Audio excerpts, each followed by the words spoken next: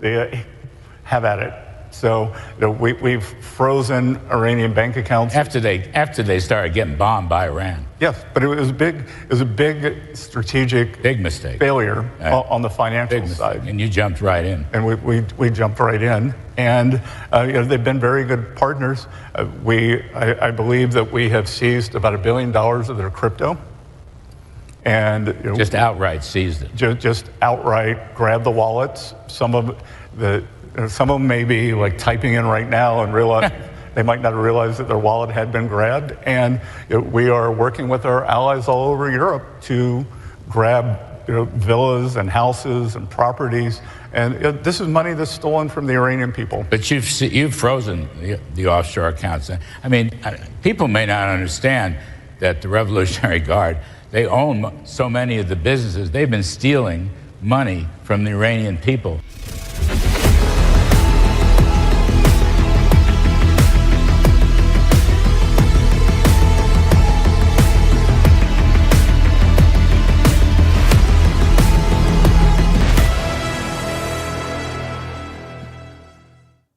Warning, this podcast is intended for mature audiences only. It contains adult language, themes, and humor. Everything said here is for comedic and satirical purposes only. It is not to be taken literally, and nothing in the show should be used as a basis for legal proceedings or real-world actions. Listener discretion is strongly advised. Welcome back to another episode of Slightly Offensive, the best worst show on the internet. Welcome to the pilot stages here. As I mentioned, we got a lot of stuff planned for the near future. Now Nicky's back around as well with us, going to help us build this up. The right people are coming into play, and it takes longer than you would expect because some of the moves we're making take time. And of course, like our enemies, already too. He got new sound effects, and now he can't even hold back. That's like, it reminds me of my first time with a girl, it's like, it's just done, right? Pop off. Yeah. Okay, we have new sound effects, and I said it's going to be a bad show. It's going to be bad, but we don't have a lot to talk about. No, we don't have a lot to talk about. In fact, the news cycle is so bad and so low that some of our colleagues are even just taking time off at the moment because they don't care because there's nothing really to care about. And I don't blame them. However, since we're in the pilot seasons and we're getting things going, we're going to talk about a couple interesting topics, probably rant a little bit, hang out. It's a Friday night, correct? It's a Friday night. Friday. Yes. Friday. Good time. Going to be back with my kids tomorrow, this weekend. Going to have a good time with them. So that's going to be a lot of fun. And, grab a drink. Perhaps take out the Vaseline, a roll of toilet paper if you're into that kind of stuff. And let's have a good show today. What is that? That's a laugh track. Okay, I'm going to get you a better laugh. The crowd goes silent. Yeah, that was no, I'm going to. Did you get them from our licensing company? No, it's just free stuff. Okay, I'm going to have to help you with this. It's legal. I'm glad you're totally legal here. Yeah, okay. Anyways, joining me in the studio with my new haircut that my hairdresser said, you want to look like a 9-year-old going to military school? I said, do your best, barber. No, I'm kidding. No, I got a haircut today, and they always go, yo, bro, slime your barber. No. They always go a little too short. It's a little too short. No, I love her. She's great. Fantastic woman. Joining me today is Nicky Rudd. Welcome back. What's going on, you guys? Happy to be here. Happy Friday to everyone at home. Like Elijah said, grab a beer, sit back, relax. Your 9 to 5 is over. You're no longer a wage slave. You're here with the Riff TV crew to hang out and have a good time. We're going to talk about a few different things. Like Elijah said, it's kind of a slow news week, so we're just going to have fun with it today, okay? Super serious stream. Let's get into it. Scott Bessent, how are we feeling about that? But before that, let's go over to our boy Georgie over here. Hey everyone, it's Georgie. Hey, I forgot to read the super chats on the last episode. That's my bad.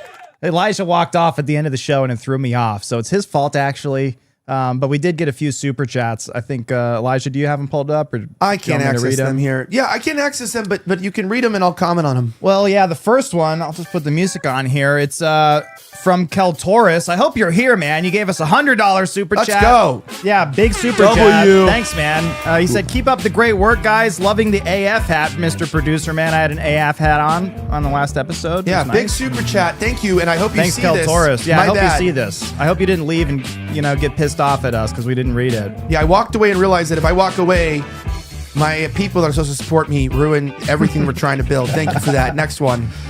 The next one is Vongner. Drone operators are the kings of the killing fields. He gave $5. Thank you. Thank you so much. And Real Dandy Andy gave $25. Shout out. And it's like a link to Go-Gurt fruit snacks brothel startup. Sweet. And $10 from Pope Groiper. He says, Pope. Not gay if it's with your homies. So true. Back to you, Elijah. Yeah. As they say, it's not gay if you're with your homies. So let's just talk about some boring news here for a second, because life is a little boring. And, you know, I once uploaded a video. I don't know why everyone got so offended by it. This is about Scott Bassett. But like, I was like in my living room. It's back when I was married. And like, I was like a Saturday, and the kids were like home all day, and I was like cleaning, and the kids were in the back, and like everyone took it so wrong. I was like, you know, sometimes in life you're doing so much, you're here or there.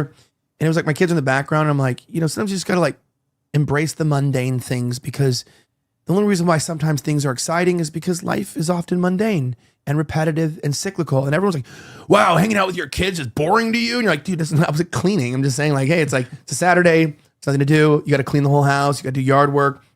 It's mundane. You got to do your laundry. We're in the laundry yard work news cycle. Okay. It's like, but we got to keep it going. We got to keep it going. We got to keep it going. All right. Just in, Treasury Secretary Scott Bassett says the U.S. government has seized $1 billion of Iran's crypto, just outright grabbed the wallet. Some of them may be typing in right now and might not realize their wallet had been grabbed. This is a very interesting topic here. So cold wallets. This is a good discussion on the blockchain network. What crypto was this, right? They said, I think Bitcoin, right? Mm-hmm. But we don't actually know. It's just so we crypto. don't. So yeah, so that's why $1 billion of crypto would not be hard to seize. The question is, what blockchains are compromised by the NSA, by the CIA, by the security services in general and Mossad, or what wallets are actually safe? The only real safety of a wallet is a cold wallet. That's from my understanding. And George's cold wallet is on 753 Arroyo Drive, apartment 2B, in a small safe. And the code is 88420. Yeah. We'll go with that. Crypto's kind of in a shit right now. You guys notice that? Crypto's not doing well. And now this is like not a good sign. If they can just grab wallets. Do you think that this is that they have a back end, compromise? Or do you think it is that they've like blackmailed the tech guys because they've gotten into that kind of stuff and gotten back ends? What is that? Well, probably it's hard to get into the back end of crypto. I think what probably happened is someone probably texted or emailed the code on a non-encrypted, or maybe the encryption was cracked or whatever. Someone probably texted the code to get into the wallet. That's usually how it happens. It's like the weakest chain in the link, so. But this is far from the first time the U.S. government has seized crypto before. Well, they try it all the time, but it just seems like they were successful. I don't know why you would lose $1 billion like that. It's a pretty large sum of money to just lose your key for and then have the government hack into it. But you need to have a key, a wallet key, so they had to have found that somehow. They can't just like hack into the wallet and steal it. And there's no back end into crypto or into Bitcoin. So yeah, they must have had the password to it somehow. They found it on someone's phone or photos or something like that. I'm not exactly a crypto expert, so I'm not going to LARP as one, but I would assume that at this point, a lot of them have been compromised. And I don't know if you've seen this, but have you seen all the stuff that the CIA, I believe it's the CIA, invented Bitcoin? I have you heard read that, into yeah. that? I've heard it. Yeah. And then there was like weird stuff in the Epstein files about Bitcoin. Did you not see that? I don't believe it because, I've gone down to, like, if you guys know, like the central society of nomads that are sort of revolving around this are in Georgia and in El Salvador, right? Those are like the country, by the way, not the state. And I spent a lot of time with individuals, we'll say, down in El Salvador. The Bitcoin conferences were down there, actually. It's where it's been. Yeah. And, Dr. Jack Cruz spent a lot of time at his compound. And like due to NDAs, I guess I couldn't say basically anything. People know I was there. I interviewed him. But I genuinely know that Bitcoin is possibly the only hedge, truly, of the only coin with a limited supply that might be able to outlive the fiat currency or the social credit system that is coming to play. And I do believe Bitcoin, whether it was partially developed or designed, it is in many ways safe from complete control. Now, you do know that is probably true because people like Warren Buffett, who are regulators, even the Federal Reserve, they're not too keen on using Bitcoin for anything serious. They actually want their own CBDCs. And so the fact that, Bitcoin doesn't really get touted for any real use, and you find countries that are trying to outsmart the CIA, like El Salvador was, to have independence from them, making their countries heavily dependent on Bitcoin for commerce. Mm-hmm. Whether that's true or not, there's a kill switch. Obviously, no one would know. But I've heard the theories, but the application of Bitcoin has always shown opposite. From what I've seen internationally in CIA-prone or weak operations, that it seems like countries like Bukele, who has his, obviously he's very pro-America, really loves the CIA, but let's just say he's got to keep the CIA happy. And the CIA likes to control countries through the IMF and through their own banks and through fiat and the petrodollar, that it's like, well, why would he, when he wants independence from American influence and he wants to be neutral with China? That's why he wants to be neutral with China, and he wants it to be Singapore. The CIA wants El Salvador to be a proxy of the United States, and Bukele wants them to be a Singapore, so they want them to have like good relations with the West and with Asia. And that's his goal. And he did that how? By creating Bitcoin cities. And there, it's like Bitcoin is the tender. Mm-hmm. So much so that he allows you to use American dollars, but places just take Bitcoin. And it's like, there's a city called Bitcoin City in El Salvador. If you go there, it's called Bitcoin City. It's very cool. I'm just going to say, if your goal was to outsmart the CIA and to create a neutral platform with China, one of our sworn enemies, and with the East in general, and you chose to make Bitcoin your official currency of your country, unless you were actually retarded, which I don't think he is, because he's Palestinian and he was trying to get the Jews out of his country. He was trying to get the Jews out of his country, and he did that. It was weird. Let me rephrase that. He didn't try to get the Jews out of his country. He wanted to get fake press out of his country, and all but one left when he tried to get rid of him, and all the Jewish ones left. This sounds crazy. Wow. And then he went to Bitcoin to get out of the currency system, right? Because the US dollar is the Jewish dollar, so that is what it is. I'm just going to say, that's my opinion from watching El Salvador. It could be a case study, it could all be a psyop, but Georgia's kind of done that too, and a lot of countries are using the Bitcoin to get outside of the petro or the brick system. Well, it works. Yeah, it's much harder to trace crypto than it is just normal currency and bank transfers and stuff like that, and shell companies and things of that nature. Crypto's almost impossible to crack, so I'm surprised they were able to seize that $1 billion to begin with. Yeah, so we don't know what it is. It also could have just been that they had like cold wallets in like Western banks, like Switzerland or something. I don't know. I'm being honest. They could have maybe it was wallets. A bunch of wallets. Yeah, they could have just actually snatched real wallets. Right. All right. That being said, what's going on with Iran then? Are we still in war with Iran? I don't know. But Alex Jones said that Pete Hegseth says that Iran doesn't agree to end its nuclear program and take Trump's $300 billion deal. He's putting boots on the ground. Here we are. It's a 14-minute video, but we're only going to watch the first minute or so. Yeah, of course. Check this out. Has a choice, meet at the table with the president and give up their nuclear program. And as the president said, I'm lost on time, 2 days ago now, in the cabinet meeting. I'm sitting right next to him. He looks in the camera and says, well, Iran can either do it the right way with a deal across the table, or they can deal with my guy on the left. That happened to be me. But it's not me, it's you guys. It's what you're ready to do. It's what the... Yeah. Totally. Woo. Let's go die for Israel so Israel can keep killing people with impunity. That's what this is all about. The United States has the greatest military the world has ever known. What is this? Dude, but not just because we animation, have the best jets, the best ships, and the best weapon systems, but because our greatest asset is the American warfighter. For too long, Washington has not done enough for the Americans, who make our military the most lethal fighting force in history.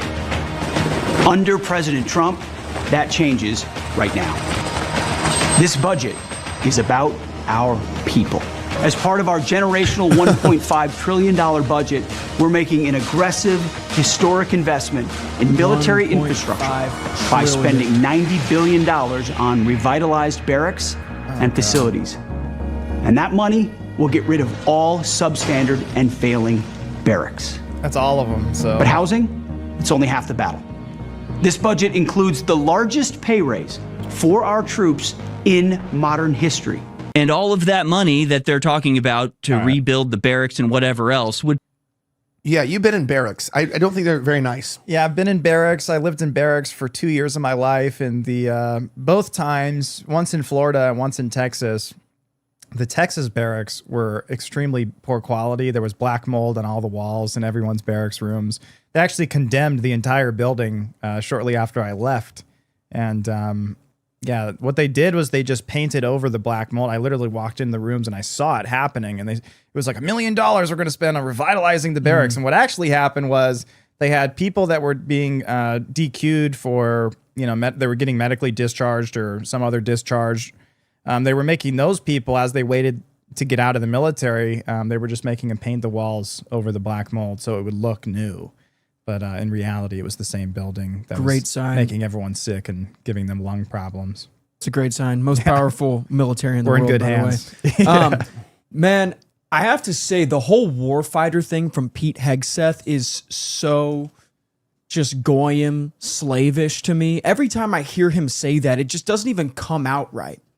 When I just get a bad taste in my mouth every time I hear Pete Hegseth talk about the American warfighter. They chose him to look the type. That's the reason he's there, I forget what it's called.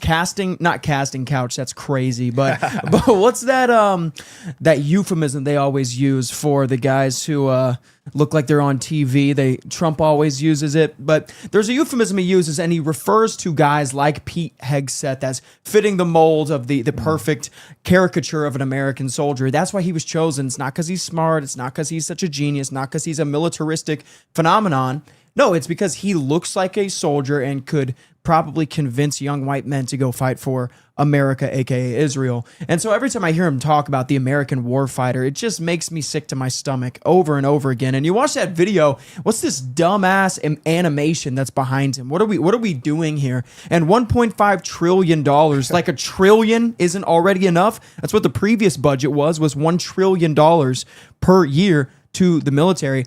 Now it's 1.5. What about 500 billion towards our infrastructure? What about 1.5 trillion to trying to help people with poor Americans, middle class Americans, working class Americans with their debt? I don't know. I feel like anything would be a better use of our money. You're already spending $1 trillion. How about just a little bit for us and the people? But that's my thoughts when I watch that video of Pete Hegseth.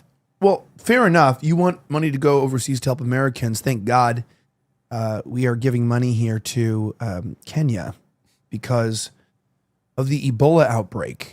Sweet. Secretary of State clearly trying to reassure Americans with that declaration. The White House confirming the U.S. is setting up a health facility in Kenya to take in Americans who have been exposed. An administration official describes the facility as state-of-the-art, adding that it would provide access to high-quality care for Americans who would need to quickly get out of the Democratic Republic of Congo to quarantine. An official also arguing that it would cut down on the risks of a lengthy transport back to the U.S.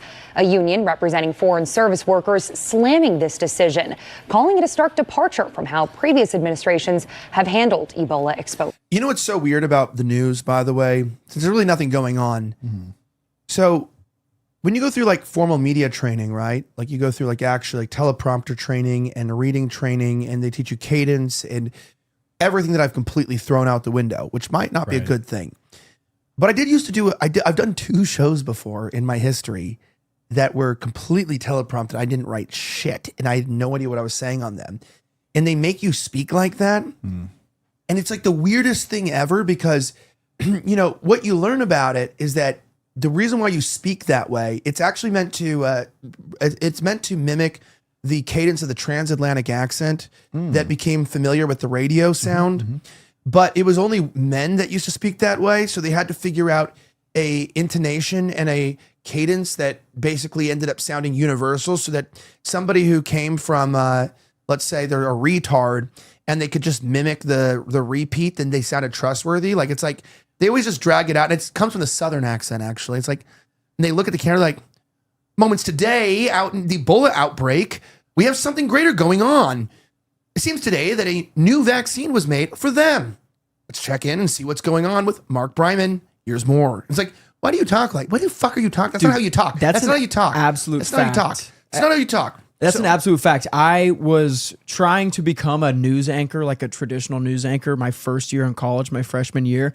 And I went on to the Texas Tech radio station or news station, and that's how they would teach you to speak. And you're reading off the teleprompter. And I sounded like this robot. And then going into the rest of my 3 years at college, every female anchor sounded just like her. Every male anchor sounded just like me, what I was doing when I was at Tech. It was crazy. It's so artificial. It's so robotic. And then when you see that video of every single news station, like across the country, all repeating the same exact lines word for word, and they all sound the exact same, it's almost terrifying how monotone and how synchronized all of it is. It really is like a mass propaganda push across the entire country. Not to mention that, yeah, they all kind of sound retarded while they do it too. Well, it's made to make you not think, actually. Yeah. So it's like kind of crazy, genuinely, what goes on there. And I do find that to be very interesting. And in general, do you know what else they do? By the way, people like Glenn Beck and people, when they do this, so I always joke about his pauses. One other way they train you to like kind of push propaganda is if you're saying something a little bit off, this is for live production, by the way, that's not teleprompted. If you're on live production, it's not teleprompted, what you do is this. I'll tell you why you do it. There's an Ebola outbreak in Kenya, and it's not good. And, Just give a retarded pause. What I think, you know what's happening in your ear, Just you're glitch for a second live on cam. In your ear, you're like being told what you have to say. Yeah, yeah. They're telling you you're like, change the subject. Like this is going to get us pulled right now. And you go, and they just get you to go, wow. And you do a lot of these. They teach you a lot of these. Wow. I did not think of it like that. Think about your family. And so you make people think, you ask them the questions. What would you do if there was an Ebola outbreak in your village? Yeah, every time I do a monologue on this show, Elijah's actually speaking to me through these headphones. Y'all just don't see it at home. We cut the mic. Georgie cuts his mic, and he feeds me. He says, talk about horrors. Talk about... Yeah, please. That's why I've changed so many positions on the show, guys. Well, yeah, we'll talk about all the It's a positions. joke. Kama Sutra next time. But no, but I was to say, I was thinking about like with a lot of speech training that you get taught over the years on air, a lot of it's about how to control you and how to control what you say, how you say it, how you relate to people, making, it's always, how do you not piss off advertisers? How do you not get censored? How do you not make boomers mad? How do you make sure that you don't say anything bad about Israel? Very few media training is about how to tell the truth. Right? And that's what a presenter is. They're usually a conduit to take the true research of the researchers and to portray it and relay it to people in a way that cuts out what's actually important and gives them enough knowledge that they think they know something, but not enough knowledge that they actually have their own understanding. And that's why people would much rather listen to someone talk to them than read. Because with reading, you have to actually come up with your own conclusions. When someone talks to you, you are told how to think. And that's ideological or ideologuing.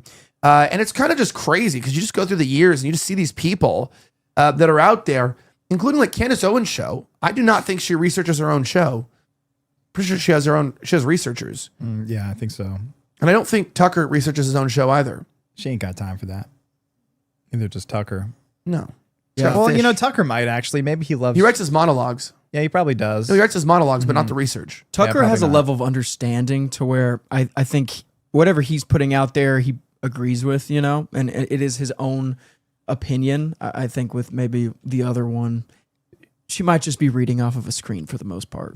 Someone said, Real HQ said, Dark Elijah, listening to the sound of women flicking their bean in his earpiece, ain't even a producer on the other end. Yeah. Is there a lie? Oh, no, this is real. I'm not going to say whether I've sexted during live shows before, because obviously I don't do that. Bro. Okay. Oh, where's the sound when you need it, bro? There we go. I got to normalize the... Fox News decibels. DHS Secretary Mark Wayne Mullen warns sanctuary cities could start seeing major disruptions to international flights as federal agents are redirected to deal with violent protests that have been targeting law enforcement and ICE facilities. When we have situations, what's happening in New Jersey right now, when we have to prioritize where do we put federal employees because local law enforcement won't help protect the streets, we're not going to halt the flights. What we're saying is that just won't be able to process them because we don't have officers there. Check this out and listen to this.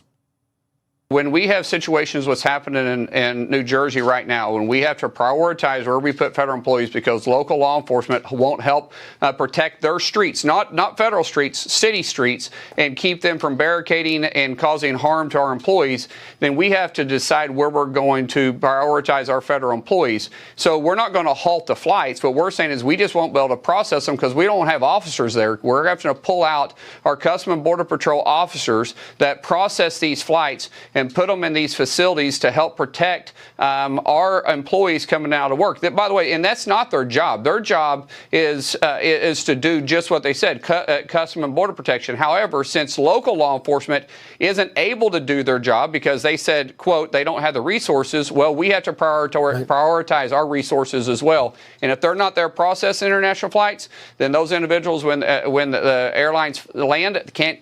Well, they won't be permitted into the United States. When we have situations. This makes me so angry. This is the time where ultimate libertarian black pill.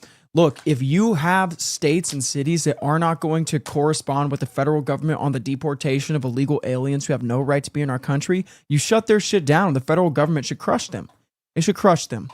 This is the only way to save our country. We need mass deportations. And if you're going to have some shithead liberal in Boston, Philadelphia, Baltimore, wherever, the federal government should crush them.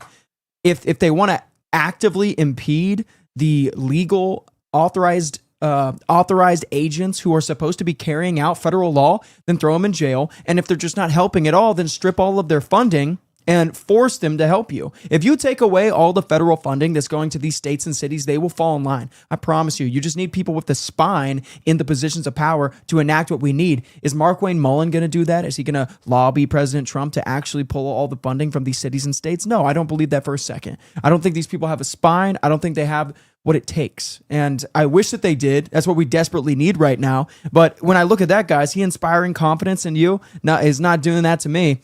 And, you know, it really sucks because this administration, the number one thing I supported them for in 2024 was the mass deportation of illegal aliens. And they're just totally backing down from that. You know, I completely agree because somebody asked me, they said, I saw a comment on the last show. They said, Elijah Schaffer slowly turning into a 2007 Las Vegas failed magician. And I just that's crazy.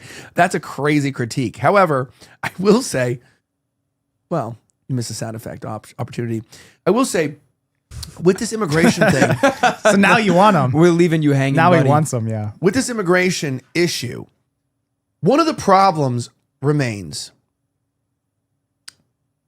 We are not focused on solving real issues. We are making a scene. And to criticize the Trump administration, yep. With the H-1B visas, I don't know if you saw this, there's a loophole when they shut down the H-1B visas that allowed Indians to make a conglomerate superseding company that allows basically special skills and certifications to get through. And then they're now scamming the certifications. And now you have still 70% of H-1Bs are now Indian and the same approval rate for Indians despite the new rules put in place. They're not being blocked. It was a temporary block. They figured their way around it. Now, if you're a clipper and you clip this show, please put this out here because I will blast your fucking clip page, whoever gets it out first. I will get this clip out. I want captions on it. I want pictures on it. This is the only clip from the show after this. Go ahead and do that. The Indians in Frisco, Texas are the Indians that represent the invasion of the entire Western world. They're disgusting. They're entitled. They're financially well connected. They're organized. And now they're trying to co-opt our political systems after already taking all of our tech companies, our 7-Elevens, our liquor stores, our grocery stores, and subsequently, I think the only thing we have left not taken over by Indians is beef production. That being said, Frisco City, which is the center of the Indian invasion that is ruining New Zealand, ruining Canada, destroyed Australia, destroyed Sydney, Australia. It is diabolically, corruptly disgusting now, is now ruining the heartland of America. Now, this appears to be true, and it doesn't matter if they cancel it, you still show up to the city council meeting. Come meet me there if you'd like. I'll be there. We will be there. This is from an Indian, and there's a few different things. Are you tired of hearing low-class people blame your culture for their problems? You should be attending the rally against rednecks, an evening dedicated to celebrating the contributions of our local Asian community. By the way, you're hardly Asian. You're literally Pakis and Indians. We call you Indians, not Asians, because you're not Asian. Okay, you're in Asia, but you're South Asia. We even call it South Asia to clarify that, like, we're not talking about the good ones. Are Russians Asians? No, they're not. No. The Asian community letting a bunch of trailer park trash yokels what the world really thinks about them. Tuesday, June 2nd, 5 p.m. at Frisco City Hall, 610 Frisco Square Boulevard, Frisco, Texas, 75034. This is a rally against white people. Now, here's the deal. This is going to be there. You can come to the Frisco City Hall. It will be broadcast. You can come there, even if you don't live here. Yeah, fan meetup. And we can do a fan meetup. Not that anyone will show up, because a lot of people don't even understand what that is. Come meet me. We'll probably go out Monday after this, and we'll probably get some food together after the City Hall meeting. You're not coming over my studio in Georgie's house. Stay away. But we can all go out. We can grab a cigar or something together, even if it's just one or two of you. I know somebody's already meeting me there. The Indians, these people, they also think that calling us rednecks, the blacks learned this a long time ago. Calling us honky and cracker and redneck does nothing for us, because even a redneck of our type is better than your Brahmin class. Like, a redneck is higher social class than your Brahmin, than your gods. They're higher than Vishnu, actually. A redneck that's addicted to meth is worth 1 million Indians. It's worth 1 million Vishnus. And that's only 10% of their gods. That's only 10%. Okay? Yeah. My meth addicted redneck will rape your god in the ass. True. Will rape your god and will cut its golden penis off and sell it for more meth, and I'll support that. Okay? That's the reality. And I want to say this. We haven't decided what we're going to be doing yet about this protest, exact approach. We'll probably be professional about it. Suss it out. But these people are getting too comfortable that they're now trying to shit on the white people. I want to remind you that they pray to their gods. Indians are so dislikable. I can summarize it in one statement. They're so dislikable that they pray to their gods to not have to live around their own country. That's and they cry about being stranded in their own country. It's a punishment to make them live amongst their own people.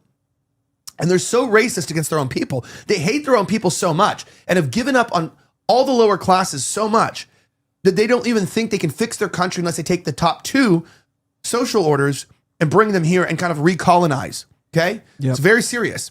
Yep. And it's disgusting. They are building statues. They aren't integrating. They are not assimilating. And guys, I got to be careful what I say here, because I actually am going to be working in the politics of this and actually organizing and bringing things on. But my hairdresser, this is not a joke. She looked shook. Okay. She looked shook. It's a private hairdresser person. And there was a police guy there talking to her. When I walked up, I was like, oh shit, that was for me. And I go, what's going on? I don't want to talk about it. I go, what's going on? It's not a joke. She goes, hey, I was doing these people's hair the other day, and this Indian guy walks in, and he's like, hey, can you do my hair? Can you get my hair done? I go, no, I can't do it right now. She goes, he's fat. He's like got like blotchy skin. He's like white shit, like cream on his lips. And there's like chapped lips. And he's like, please, I just want to get my hair cut. I need to get done. And he's like, man, I'm just having a bad day. Can I just get a hug? I'm sorry. And I told her, I go, oh, you're so gullible. Please don't tell me you fucking hugged the guy. She's like, I thought maybe he was just having a bad day. I didn't want to be racist. And she goes and hugs him, and he grabbed her and sexually assaulted her. Okay. And they kicked him out, and he visited the other girls in the building. And then he came back, I think it was today, dressed in like Indian like suit garb, like dressed up now, and try to like get with her. I'll just put it at that. And the police are involved. And I said, you know what? I wouldn't file sexual assault charges against him. I would get him trespass from the property, because I said, this is about your safety here. I go, I would make sure that he can't be outside your car. Like I would make sure this whole property, like I would say, don't do sexual assault. Say that you were assaulted, but you don't want to file charges, but you want him trespass off the whole property. So the police do a trespass, so you can call the police if he, shows up at all. She's scared now, and she can't even, this is in Frisco, Texas, this is inside of a high-end, I'm from LA. It's a gay salon, okay? But it's like, you go in, it's a high-end, you have to like search for the people. She's a very pretty girl. And he finds a pretty girl and tries to molest her as a way to hit on her. And he comes back. He came back. He didn't think he did anything wrong. That's the problem. He didn't even think he did anything wrong. It's one thing to like do something wrong and then run. He came back thinking that she liked it. Because that's how they are. Yeah, there you go. That's true. This is their culture. This is their culture. That was good. Oh shit. Hit it again. Turn it off. Yeah, I can't. It has to play all the way through. I gotta fix it. You served in the military? We're so fucked. No wonder why we're losing the Iran war. Yeah. Well, this is their culture, and this is who they are, and this is what they do. And if Georgie could, if you're gonna pull me up, pull up the graphic again, unless it's already I can bring it up. But if you could bring that back up again, that would be great. What you see right here is everything that we're fighting against. And what I want everyone at home to understand that's watching this, if you are a white person, this is you. This is you right here. It says vote Ken Paxton, right? And I'm an advocate for Paxton. I'm super happy Cornyn lost. I've been crapping on Cornyn left and right on Twitter. That picture right there is emblematic of everything we are fighting against right now. The takeover of my hometown, of my home state, and of my country that is my birthright. That is what they think of us. Vote Ken Paxton. This is in Frisco, Texas. The rally against rednecks. I don't know if you've been in Frisco, Texas before. That's not the homeland of the rednecks, just to let you know. It's all the LA transplants. Yeah, well, that, and then people like me, my family has been in the state of Texas for 200 years, but we moved up to Dallas as my dad was the first one in his family to actually achieve something. And he created something of himself. We moved up here. We're surrounded by well-off, smart, intelligent, educated whites. And then in the past 10 to 15 years, we have been ethnically replaced in our own hometowns. And these people, they come here from their dog shit country that they themselves hate, where they call hundreds of millions of their own brethren, of their own race, of their own religion, untouchables. This is a fact. They have an untouchable caste, level of their caste, that if they touch them, they're unclean. They're spiritually dirty if they just touch this other human being who has a soul and is of their same race and ethnicity. That is what they think of their own people. They flee their country, come here, and then that's what they think of me and you. We're the rednecks missing teeth and we got our bellies hanging out. That's what they say to us. And this is Frisco, Texas, where it's well-off, smart, educated white people. That's what they call you if you oppose their ethnic takeover of your hometown, of your home state, and of your country that is your birthright. We must oppose this at all levels. And I want to call out the politicians right now who they are immigration patriots, and I'm glad that you are calling for mass deportations, but they ended at the Indian immigration. There is a real conflict of interest right now happening on the American right in the Republican Party of politicians who will call out the Muslim immigration, they'll call out the illegal Latino invasion, and they will never criticize Hinduism or the Indian invasion. And that is one of the most lethal invasions of our country right now because they have the means and they have the strategic connections to take over the jobs that young white Americans and Americans of other races as well who have been here, who were born and raised here, they have the connections to take your jobs and to steal your future and your birthright. This must be stopped. We must oppose this at all levels. Show up if you are in this area to this rally and let them know what you think about this. This is disgusting. It should be absolutely called out and condemned everywhere. I don't know if you guys know about this. There are things that happen behind the scenes, which I will introduce Nicky to, where people, which I'm one of the few people that actually do this culturally. And I don't get credit for it because I don't actually organize publicly. But when I was living in Frisco in 2020, I hated the Indian people so much that I had decided that I was going to dedicate my life to stirring up xenophobic hatred towards Indian people. I actually woke up and thought that. So, I was with my hairdresser, it was like 2 hours there, and she was like, why? I was like, because, see, you're the nice girl that will hug the guy. And now your whole week's ruined. She was like she was not happy. Okay. You've just been violated by a disgusting Jeep. I also have a friend that works as a gambling dealer. Okay. Gambling dealer, like at a casino. And you know, in casinos, when you're playing poker, they massage your shoulders. That's like very common. They do that in Vegas, everywhere. You can pay for massages. These are not sexual massages. These are just dealers. And they'll massage you when they're off their shift. They want to make extra money.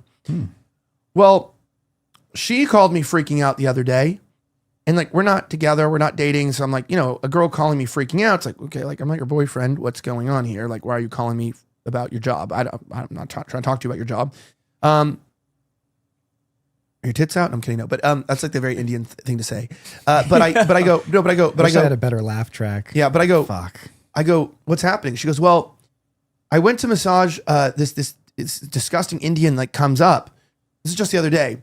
She was like mortified as well, young girl, and adult though, you know, grown woman. But you know, I say young girl, like I say boy or whatever. She's like, you know, early 20s, and she goes, you know, he wanted to like take his shirt off, so I could like massage his shoulders. It's like a small casino, which you apparently can do that. They can like do like deeper massages, and she wouldn't do it, right? But she was like, okay, well, you're paying $400 for like a shoulder massage while you played, you know, and you're not supposed to discriminate, right? You're not supposed to say, oh, you're disgusting Indian.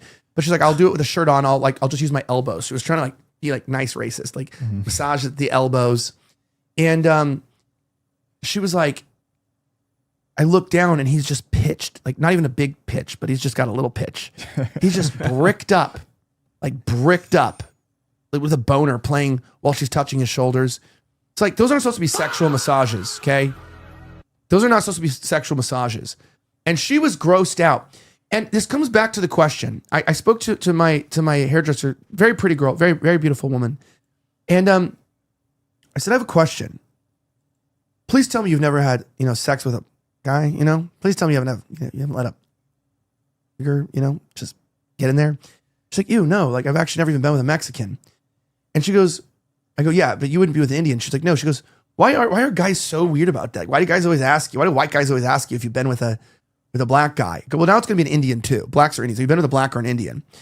I go, you know why? Well, blacks always said, she goes, I go, why do you think that guys are upset about the black guys? And she goes, oh, I think I know why. And I knew exactly what she was thinking. She's like, because like, you know, you think of like being, I go, oh, it's stretched out by a black guy? I go, that's not it. That's what they say. Oh, because we've just got Donkey Kong wieners. I go, that's why I'll explain to you why we don't like it.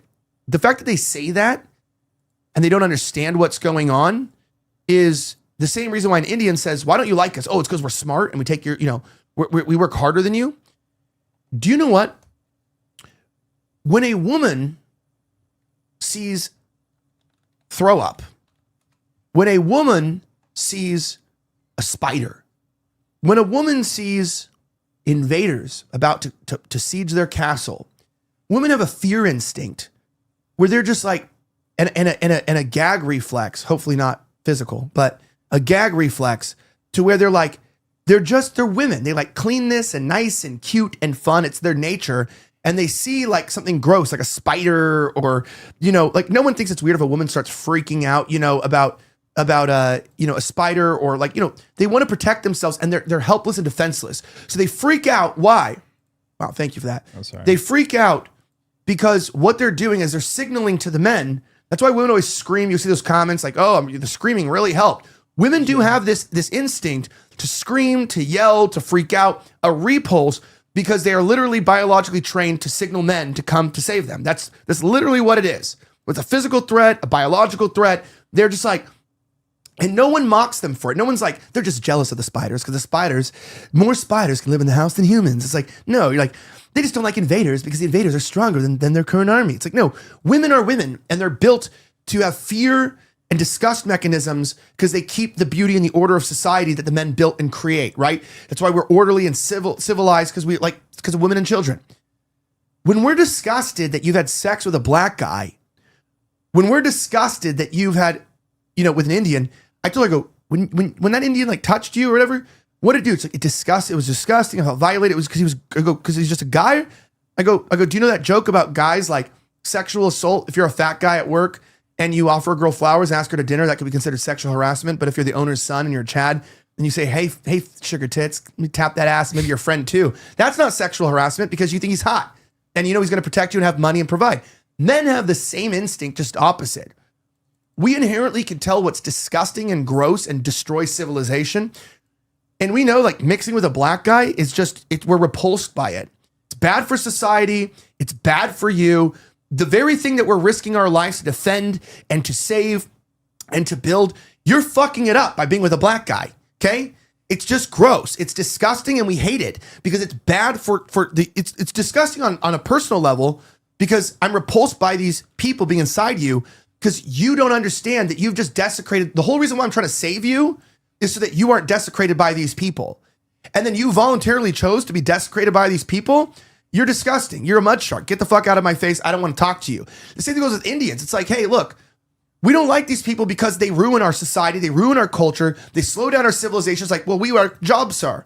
It's like, well, we don't work job. You know, sorry, sir. You know, that's what, no one got mad at Indians. No one got mad at Indians when they stuck to 7-Eleven.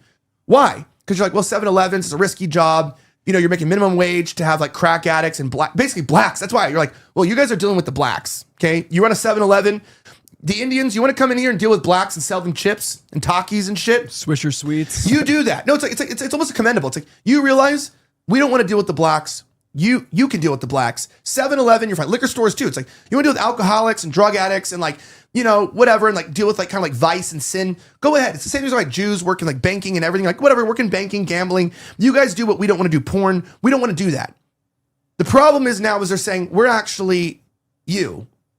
And you're disgusted by that as a person. You go, you can't think like me. You can't create teams like me. You can't, like, why are we mad that Indians are running companies? Not because they work harder than us, SAR. It's because they're fucking up our work culture. They're fucking up our corporate systems. They're fucking up our entire way of life, of promotions, of fairness, of egalitarianism and equity and freedom of the male order. And so when we look at that, we're like, I told you, do you know how men think about blacks having sex with girls? The same way you felt getting hugged by an Indian getting groped. Yeah. You're disgusted and you're feral and you think this shouldn't be. I shouldn't have to deal with this. I can tell you my thoughts on the subject. Go ahead. The reason why me personally, and I feel like there's probably a lot of white dudes out there who feel the same way as me on this, is that when a woman is sleeping with a black dude, or when it's a white woman, she's getting with a black guy or a different guy of another race. For me, it's just like if a woman's bisexual, it's like she's attracted to something that's so foreign to me, that's so opposite of me. And it's not just that, but it is a rejection of her father. That's a real pill that I think a lot of people don't think about when a woman's going to another woman or to a guy that's of a different race than her. It is the rejection of her father. And oftentimes there was no father in her life to begin with. And that's why she's looking for something that would be the opposite of him. And when a woman had her father in her life, it tells me it's like she has some sort of hatred for her father, some anger towards her father, or there's a reason why she wants to reach away from the men in her family. She wants to find someone who's not like the man in her family. It's just an immediate red flag. And look, it's just true. Every white dude knows this, and every dude, honestly, in general knows this. The white chicks are like constantly like their type is black dudes, like only getting with black dudes. They're whores, okay?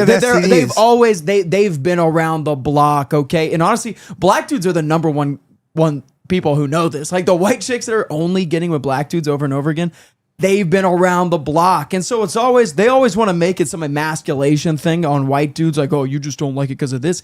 It's like, no, bro, we have pattern recognition. We're just watching what's happening. I don't want to fuck up my life. I don't want to bring in somebody into my life that's got quite the past and is going to try to ruin me. You know, so I'm just being smart about it. And honestly, every man of every race should be thinking that way. And most guys with a brain, that's what they're doing, whether you're white or not. So that's what I think about that. STD rate too, though. I'm saying, like, there's a lot in there, right? Blacks and gays primarily spread STDs. It's actually like if you took gay sex and black sex out of the STD conversation, you'd basically have no STDs. Like it'd be statistically insignificant. Except among the gays, right? No, I said gays and black sex. Yeah. So like, they just, like, I know a guy who decided to sleep with a black girl and he got gonorrhea in his eye. Okay. Oh my God. No, it's not a joke. Got gonorrhea in his eye. So gross. And how'd he get it? Well, you can use your imagination. However, stick with pink, not purple is a rule you say in my house, but it's true. Pink, never purple. Bubblegum pink. Colorblind. Honestly, just filter out though. You know, you grow up in the suburbs, like there are some very nice black people around and they're rich and they have money and they're pretty chill. They go to private schools and stuff. Okay. It's a little bit different. People are just dumb and they'll just, stick it in anywhere. Just filter out. Okay. There are good people of all colors. I'll just say that. People will get mad at me. Oh my God. How could you say that? How could you say that there's good people of all races? But it's true. You know, you just got to filter out for the higher upper echelon ones. That's been my experience. Dudes just need to get their shit under control, bro. Like, think about where you're sticking it before you stick it, okay? And that's why, listen, that? there's a story here that goes with this. We're going to keep going on the racial thing. You know, when you were in high school, you were taught about gerrymandering. And you were basically taught that gerrymandering was racist, and it is. Gerrymandering is very racist. It's extremely racist. But you were also taught that racism was bad. Racism, as today's note, is literally just pattern recognition. And they talk about lynchings. Dude, more white people have been murdered by blacks since the start of the civil rights movement than all blacks were lynched in history of the United States, okay? So more white people were wrongly homicided by black people since the start of the civil rights era than blacks were lynched. And so it's like, but you don't really hear any cries about whites being killed by blacks. It's all just the lynchings. And if you told me that 4,000 blacks had to be lynched to save 4,100 white people, I would say it's a fair trade. Am I promoting lynching? No. Am I promoting vigilantism? No. But what you realize is, like, with our system today, you go, lynchings are so bad. How dare you just take justice into your hands? Look at what happens with justice in the hands of women and minorities today. All those whites usually are killed after the person's been arrested 9 times and been released, because we can't not only not lynch black people who are criminals and rape and murder, but we can't even put them in jail when they commit crimes today.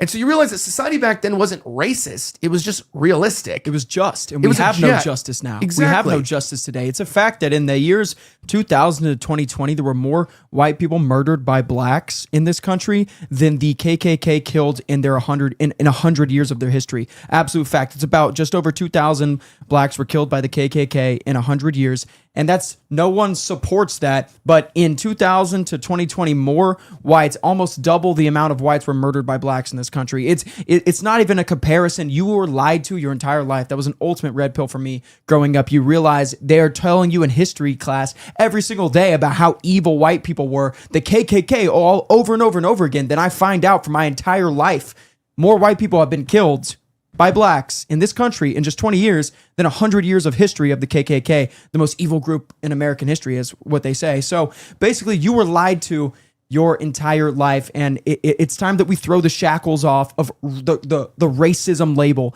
Do not be scared of that anymore. It's a badge of honor. Who cares if they call you that? I hate nobody. Screw them if they say so. Yeah, we're going to talk about gerrymandering in a second, about Louisiana and some things that have gone on and whether it's just. And we're not going to ask the questions of whether something's racist or not racist. It's whether it's just or unjust or good for society or bad for society. Now, obviously, you guys know last week I covered SAGA Metals, which is trading under SAGMF in the USA and SAGA in Canada. Now, just a lot has happened, obviously, this week. In the last week, the company, SAGA Metals, has had a 100% drill rate in 57 drill holes, all ahead of schedule. The company added $10 million to its bank account from successful financing around dedicated entirely to drilling. They achieved this in less than 6 months, which is why people are investing in SAGA, who's looking for titanium. Now, titanium is a metal that Trump has given an executive order saying that we need to get more of it. Everyone's investing in gold and silver, but all metals and Bitcoin are like quite a bit weird in its fluctuation. Titanium is being used on our planes, on our boats, and our war machine. Just last month, the acquisition of the Wolverine project, the project sits along the same billion-dollar coast as the Voisey Bay discovery, one of the most significant military or mineral discoveries in history. And you step back, listen to this. The momentum that they're building in growth to get this titanium means the U.S. wants to buy it, Canadians want to buy it, and also on top of that, Germany is giving their biggest budget ever, and they need titanium as well. Most of the drill sites are in China. Where are they going to buy their titanium? It's going to be from us. Now, how can this all be achieved in such a short period of time? Well, the reason is actually kind of simple. America's defense supply chain relies on titanium, and we are, look, your opinions on war are sometimes unnecessarily complicated. You'll find people that are against war that still invest in our military industrial complex and make a lot of money. My parents were not necessarily very not pro-war, but my mom was still a defense contractor, and my grandpa wasn't a big fan of a lot of the modern wars that our country fought. But he still helped, with the development of the B-2 bomber.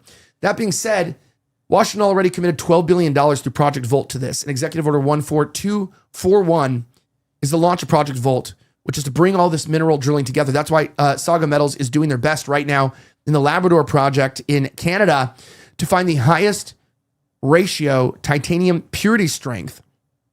Now, a lot of people say, well, buy metals, buy metals. I'm not telling you to buy titanium. I'm saying the US government is buying titanium. They have $12 billion set aside, and you have one company that's setting the mark right now that's going to have that titanium most likely, and that's SAGA Metals. It's clear America needs more titanium, and I'll leave you with this. SAGA Metals' achievements over the past 6 months is scooping another titanium project from under Rio Tinto, which is 3,500 times larger. Smaller company that's doing better than a $100 billion company.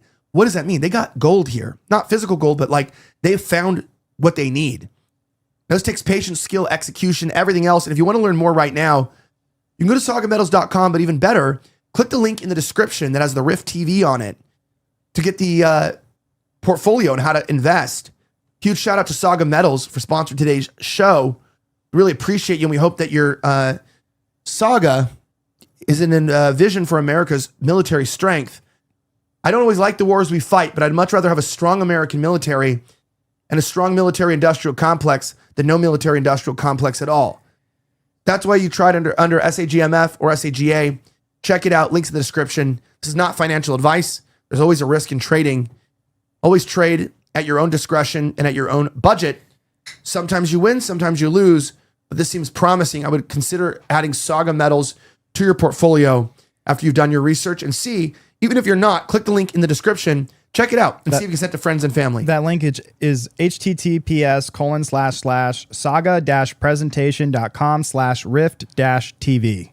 Check this out. So we're talking about gerrymandering, and I'm going to talk about race and elections and whether it's possible to fix this problem. Watch.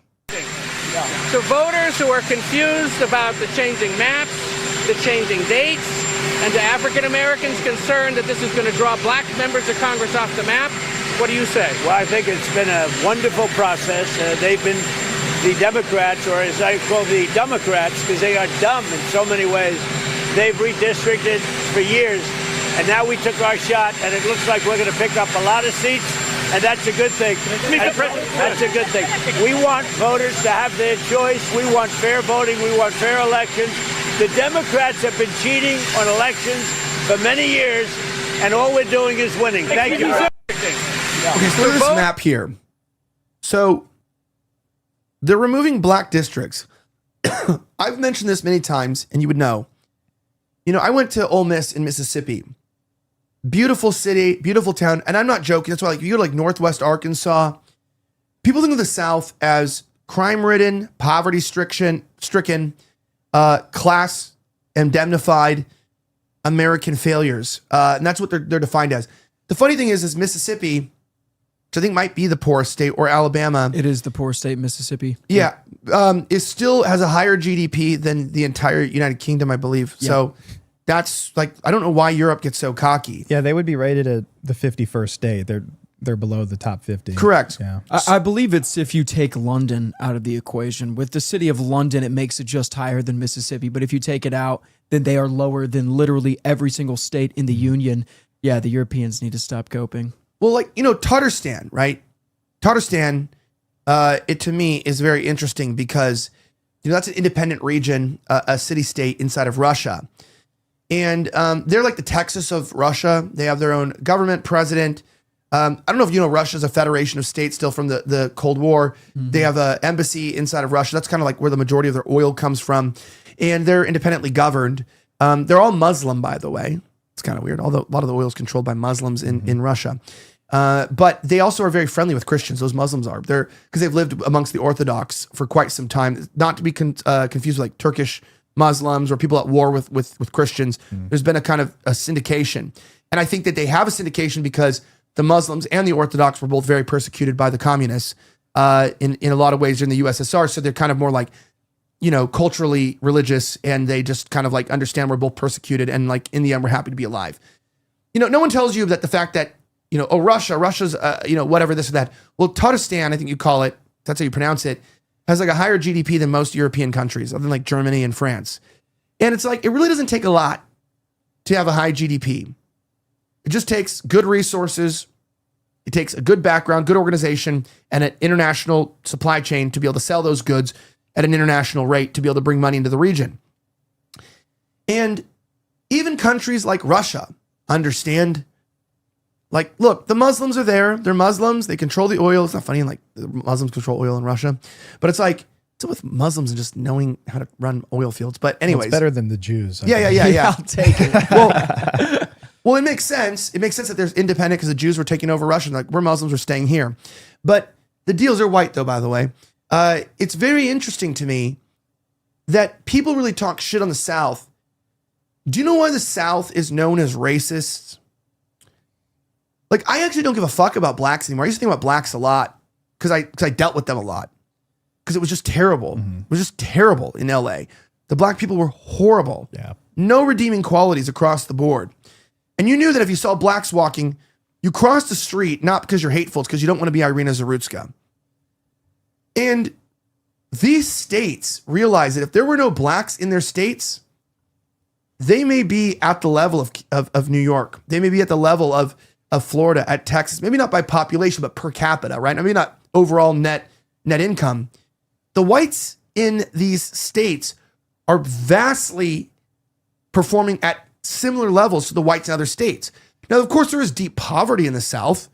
Now, the difference is like the deep poverty in California are Mexicans. The deep poverty in New York are minorities, like, you know, various minorities. But just because a bunch of poor whites exist in the South, the majority of crime, gang violence, homicide is literally just black people, which is why today in the Northeast, there's this, you know, salt and pepper thing we talk about, these invasion of beaches. They always use euphemisms, right? Teen takeover, street. Like I saw it was like street takeovers are taking over America right now. Street takeovers, we're calling them. You mean blacks at an intersection? You know, it's like these people are a nuisance everywhere where they are. And so we have to, that's why DEI exists. They know that if they didn't intentionally shove blacks in your face through sports ball, through acting positions, through hip hop. No, but hip hop's not that good. But if you didn't like artificially create industries to give a small amount of blacks a lot of money. So we're used to seeing blacks on TV and our interests like money and Rolls Royces and cars and mansions. You're like, they're just like us. But how are they making that money? It's primarily through like Jewish controlled institutions.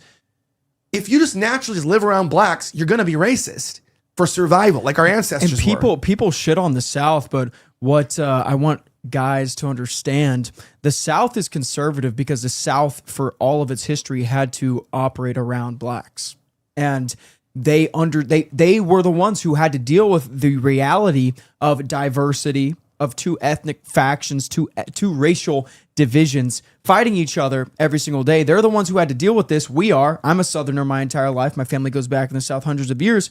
We're the ones who had to deal with this every single day. Where are white people conservative? In the South. Where are white people liberal? In the North. Where are the whitest states in the country? In the North. Where are the least white states in the country? In the South. So the whites who are having to deal with diversity every single day become conservative racists. And then the whites who deal with no diversity, who are just amongst themselves all the time, are the most liberal. And this is what you saw in Europe as well. In Europe, for decades and decades, it was relatively, basically just white ethno-states across the entire continent. And they became liberal and then more liberal and more liberal. They never had to face diversity. And then in the 21st century, because they were so liberal, they said, oh, the 2015 Syrian refugee crisis, let's open up all the borders. They allowed millions upon millions to pour in one single decade. And now what's happening across Europe, you're having a surge in insurgency of right-wing parties, of right-wing radicalism, because they're now having to deal with diversity. So when people attack the South is what Europe is going through right now. The South has always been right-wing because we had to deal with these problems from day one. The North is liberal because white people amongst themselves become empathetic because they believe that everyone can be part of a high-trust society just like we can. But this is just not reality. And the more that the North becomes diversified, you're going to see the North increasingly turn to the right amongst the white people. Promise you that. Georgie? I don't have anything to add there. I mean, I agree. You said the North is going to be more white than the South at some point? No, I didn't say more white. It already is more white. But I'm talking about the North is going to become more right-wing the more diversified it becomes through immigration. It actually is the biggest emigration of white people. The young people are not. So the problem with white enclaves is that it's actually more of a generational boomer issue than it is racial. It's that like the taxation, the regulation, and the lack of affordability has made emigration severely problematic. In fact, 4 out of the 5 highest states where people leave after immigrating to, aka people, white people, is I think Connecticut is number 1. I know New York is or number 2. New York is number 1. Around there, New Jersey. These states are actually quite difficult to integrate into because it's like Boston is beautiful. It's just so hard to live there. And there's actually revitalization going in the Northeast, by the way. Like Delaware is going through a massive uptake because during BLM, a lot of these places shut down, and they saw when you pander to blacks, these guys aren't smart about money, dude. You find a liberal white person and you ask them to build a immigrant center in their neighborhood. Like my sister lives in the rich part of Dallas, never spoken to me since I moved here. Oops. She married a Jewish person. But I won't say anything about her because she is, I don't know her anymore actually. But she didn't let me see I fell out of touch with her because she didn't let me, I was trying to be close with my nieces because I'm like, I was living here. I'm like, my uncle, I should probably like invest in my like nieces and be around, but I didn't get vaccinated against COVID. So she didn't let me, see them ever again. And, woman moment. Yeah. So I just kind of gave up on that. But that being said, I have nothing against her or her husband or anything like that. I just, even during my divorce, they have, not taken my side, we'll say, because they don't like my politics. And that's okay. They have the right to do that. But I always used to joke with her, about how like, and she lives in a nice, we drove through it. I'm not gonna say what it is, but we drove through it with the trees. You're like, dude, this is nice. That's where my sister lives. Oh, and you're nice. like, dude, I live Really here. nice, It's like, yeah. yeah, it's really fucking nice. And you go, wow. And that's all liberals, dude. That's all the liberals. They're rich liberals. You know what, dude? No blacks live there. Well, they don't want an immigrant center. I think that's a Texas thing because if you look in like San Diego, where I'm from, the neighborhood that I grew up in, I won't name it, but I left in 7530 Arroyo Drive. I left for the military. I was gone 4 years. I didn't go home once, and then when I came back, this old pizza shop that I loved, I used to shop there and get pizza there all the time. So they're removing the shop, and it's in a nice rich neighborhood, nice rich part of San Diego. They're removing the pizza shop and some of the buildings next to it, and they're building low-income housing.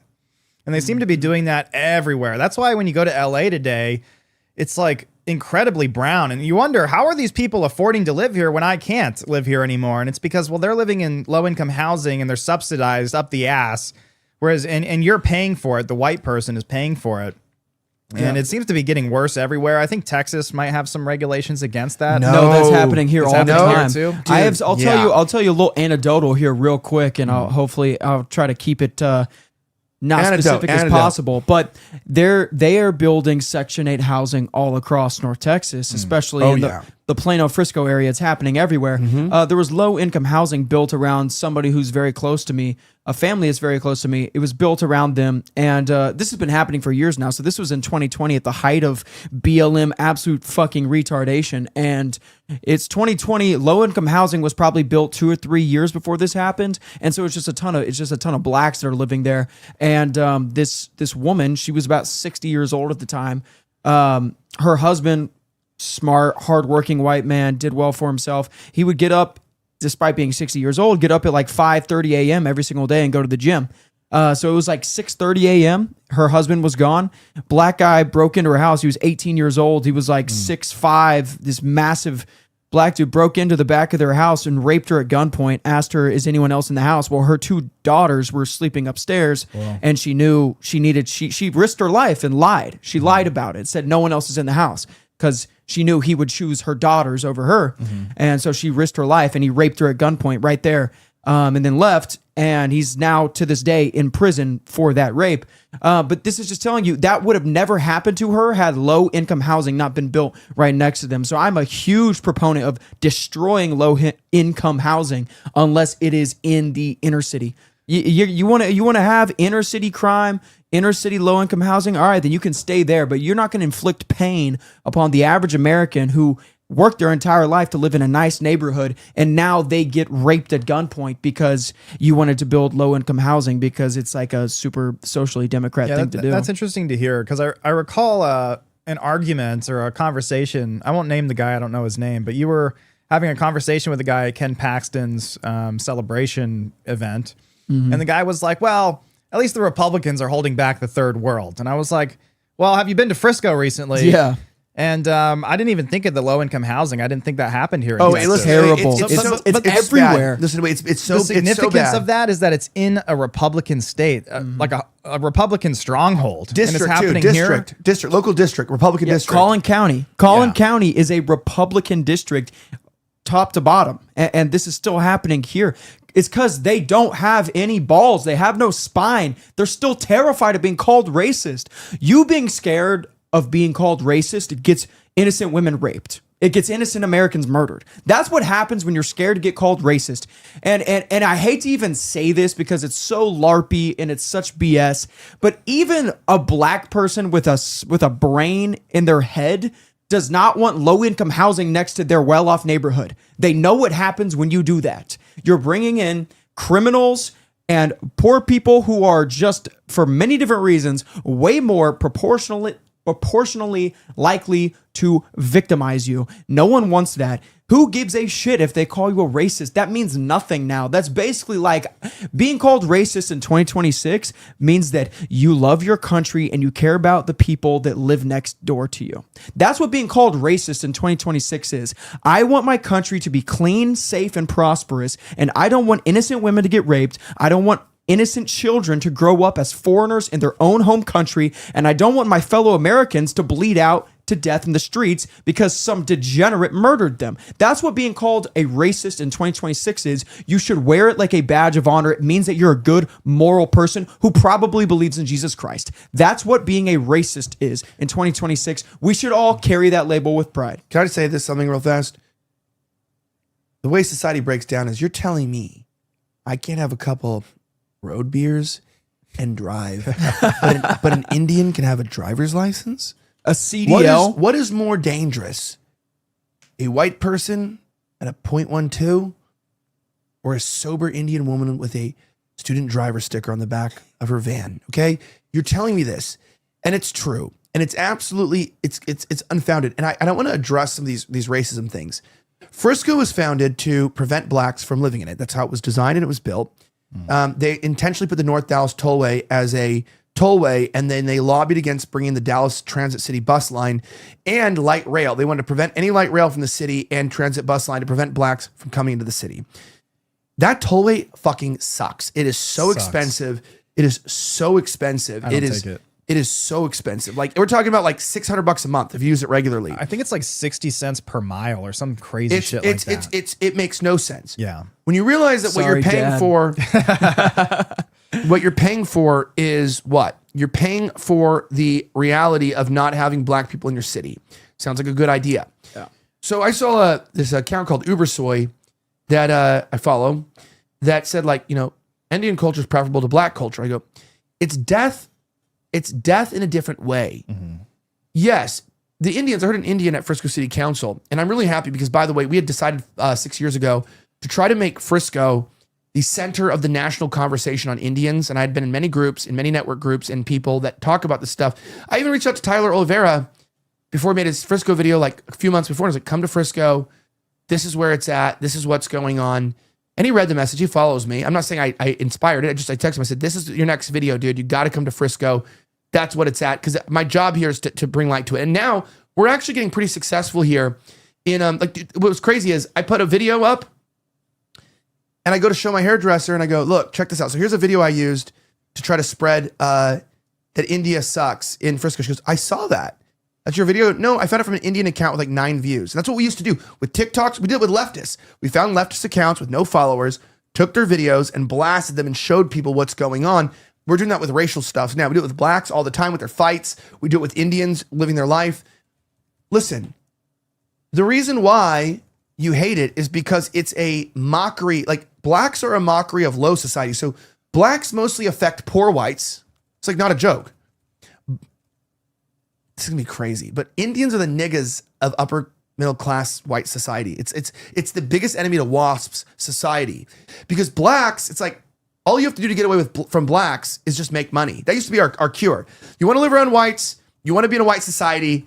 The worst thing you're gonna have to deal with is Jews, but that's only New York, South Florida, and LA, right? It's like that's it. It's like if you live in LA, New York, or South Florida, it's liberal, it's cosmopolitan, but at the same time, But you're not getting mugged. There's not trash in your streets. But Jews are different. Jews are clean. different because that's a geopolitical issue, right? That's deeper than just like immigrants. Like they are institutionally captured our governmental regime since World War II across Europe, across America. And Jews are wealthy, and most of the wealthy Jews live here in America. It's true. And they do commerce and industry, and everyone's tolerates Jews because I will admit this, like whites, Jews do kind of pioneer industry, not always the great industries, not always formidably moral industries, but they do have a good way of creating industry. It's true. And everyone knows that the Jews, like that's kind of why that the idea is that you hate us because we're smart. It's like, no, we hate you because you're shitty ass fucking behavior. But they're subversive and we all know that. And we're waking up to that. The problem is whites are a little bit like Germany in World War II. When you have too many fronts, you kind of don't know which battle to choose. Yeah. And sometimes when you're fighting multiple fronts, your previous enemies who were enemies together end up becoming your allies.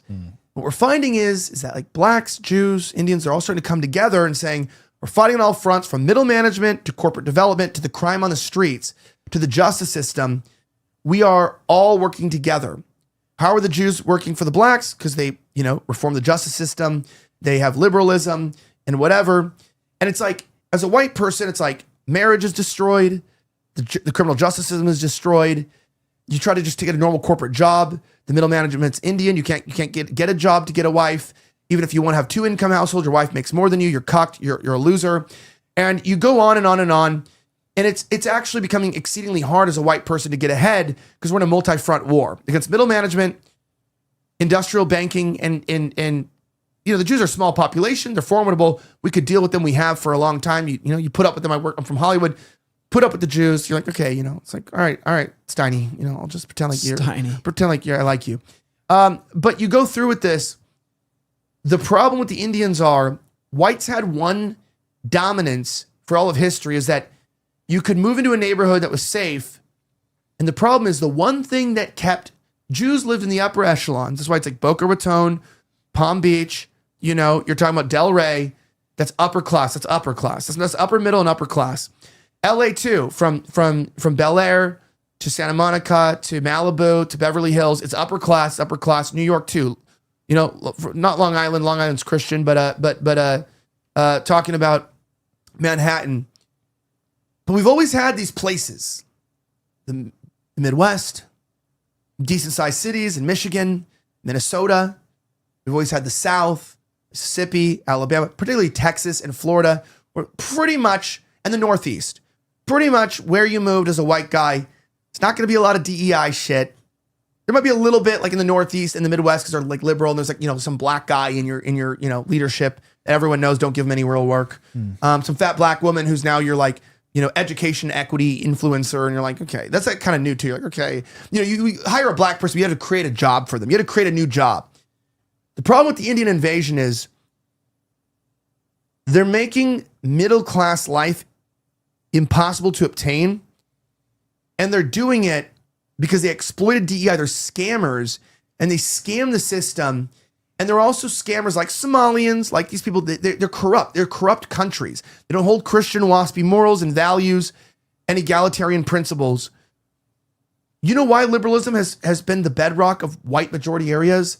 Because, it's the same argument. In the Northeast, the liberals are having more children now, and they're having more successful families, lower divorce rates. Because we live in a town of all white people, and you're Christian, and you're like, you know what? Yeah, these blue collar workers out here should have unionized, and they should have rights. And you know what? Women shouldn't be treated like shit. We should respect our women. And but you're thinking about it from the fact of like, yeah, it's a bunch of white men respecting women, and you're like, yeah, whatever. And everyone thinks of Democrats as like progressive liberals from Portland and Seattle and like Los Angeles, like coastal liberals. That's not how these places are. They're very traditional, actually. A lot of Democrats are very traditional. And the progressive radical woke left did hijack the party. They did hijack the party. That's true. But they're kind of taking back the party, actually. No one talks about their politics. And a lot of these Democrats are quite frankly, you go, but they like abortion and stuff. But they like abortion because it controls the black population. Like, you don't understand why they like it. It keeps minorities in check. Indians are not having abortions. I like to tell you that, sadly. They're not. And they come in and they don't give a fuck. Well, I don't know if white liberals are thinking that way. I don't know if white liberals are thinking liberals, like... White Democrats. I said the liberal woke left hijacked the party.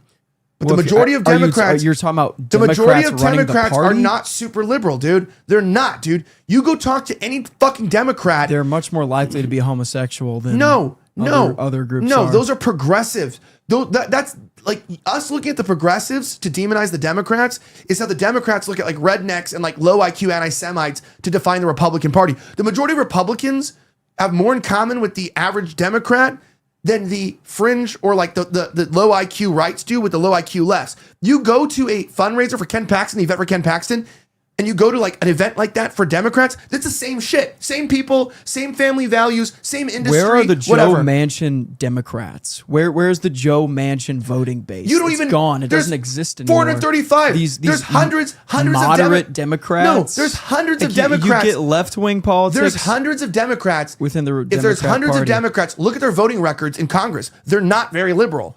There's a few liberals. Why do you think you know about AOC? Why do you know about Ilhan Omar? Why do you know about Gavin Newsom? Because these are progressive liberal Democrats. They hijacked the party, so they're the ones that you know about. There's hundreds of other ones, and you don't know about them at all. Like, you don't even know about them. Why do you think in Minneapolis, which of course is radical progressive woke because of the governor and the lack of National Guard, majority of Michigan is Democrat, and it's just not even liberal. They might not vote for socialist progressive politics. They're capitalists. But every time Democrats are based. Every time it comes to DEI anti-white politics, they're always in support of that. So the idea that maybe they're not economically super liberal or super progressive, they still are anti-white in every way you can describe So the Republicans. So the Republicans are pro-white. I'm not saying they're better. Wait, that's what I'm saying. They're a little bit better. I'm not saying they're what we need. Due to their own media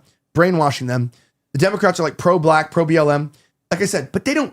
You go into the Democrat areas that they're white. They're not actually liberal. They don't want blacks in their neighborhoods. They don't want Mexicans. They're actually very much, they're elitist. They're cosmopolitan elitists. What you have is elitist versus lower class. And you go in like Republicans, it's like, well, yeah. It's like, oh, well, they're pro-white, pro-America. Yeah, Trump. America first, America only. Now he even said the other day, you saw him, I have a 99% approval rating in Israel. Maybe I'll be the prime minister of Israel. I'm the first one to call that out. But I'm saying sure. They're inviting Texas is the least white Gen Alpha state in the union, and it's Republican-led. They might not be anti-white, they might be like, I have American flags and I'm pro-America and I love the American Republic.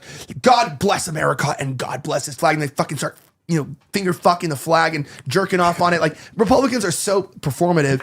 And then it's like they import literally the third world and say that, India belongs in Texas.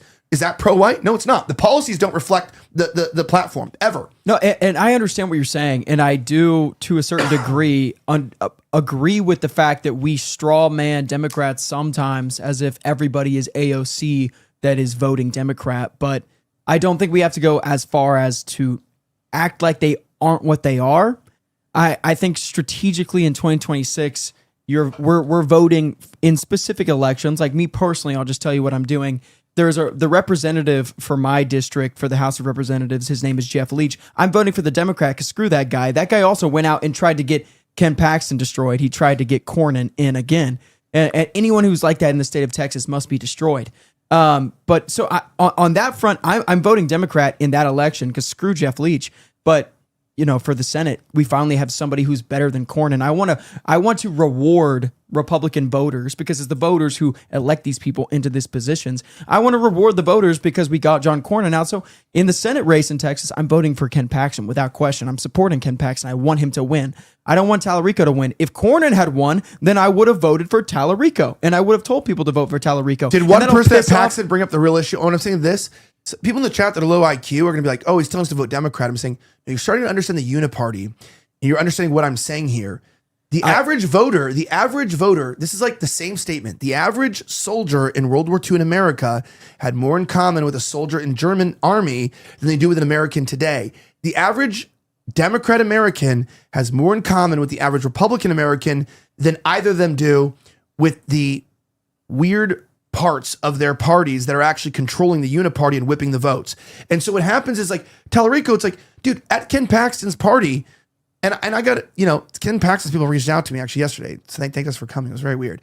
I didn't even know how they knew we were there. But I will say it was interesting because it's like, dude, I'm saying, hey, listen, we talked a lot about him saying there are 6 genders. I love trans kids. Is that really the problems in Texas?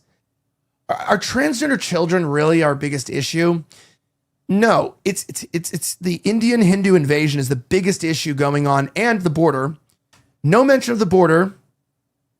No mention of the Hindu-Indian invasion. It's all the bullshit GOP talking points. Muslims, trans kids. Well, he's trying to win an election. I will say on his behalf, he's trying to win an election, and that's the best way to take out Tallarico in this election. But Tallarico, the difference between, and when I say for the people at home, you made a good point. They're thinking I'm telling people to vote Democrat. Absolutely not in general. That's not the statement that I'm making. I'm absolutely not a Democrat, very far from it. The point that I'm making is that we have power and we should use it strategically. That's why I'm saying to somebody sitting at home, if you're in Collin County, yeah, screw over Jeff Leach. This guy sucks. And the people like Jeff Leach or John Cornyn, they are no different on the immigration issue than Tallarico is at all. They're the same. It's the same person. There's no difference there. It's a difference without a distinction. Okay.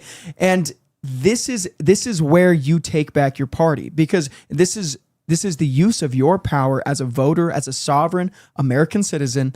You are not a slave. You are not going to vote for a Republican that wants to screw you over just as much as the Democrat does. Do you have a better Republican finally? We finally have an absolute scumbag in John Cornyn out.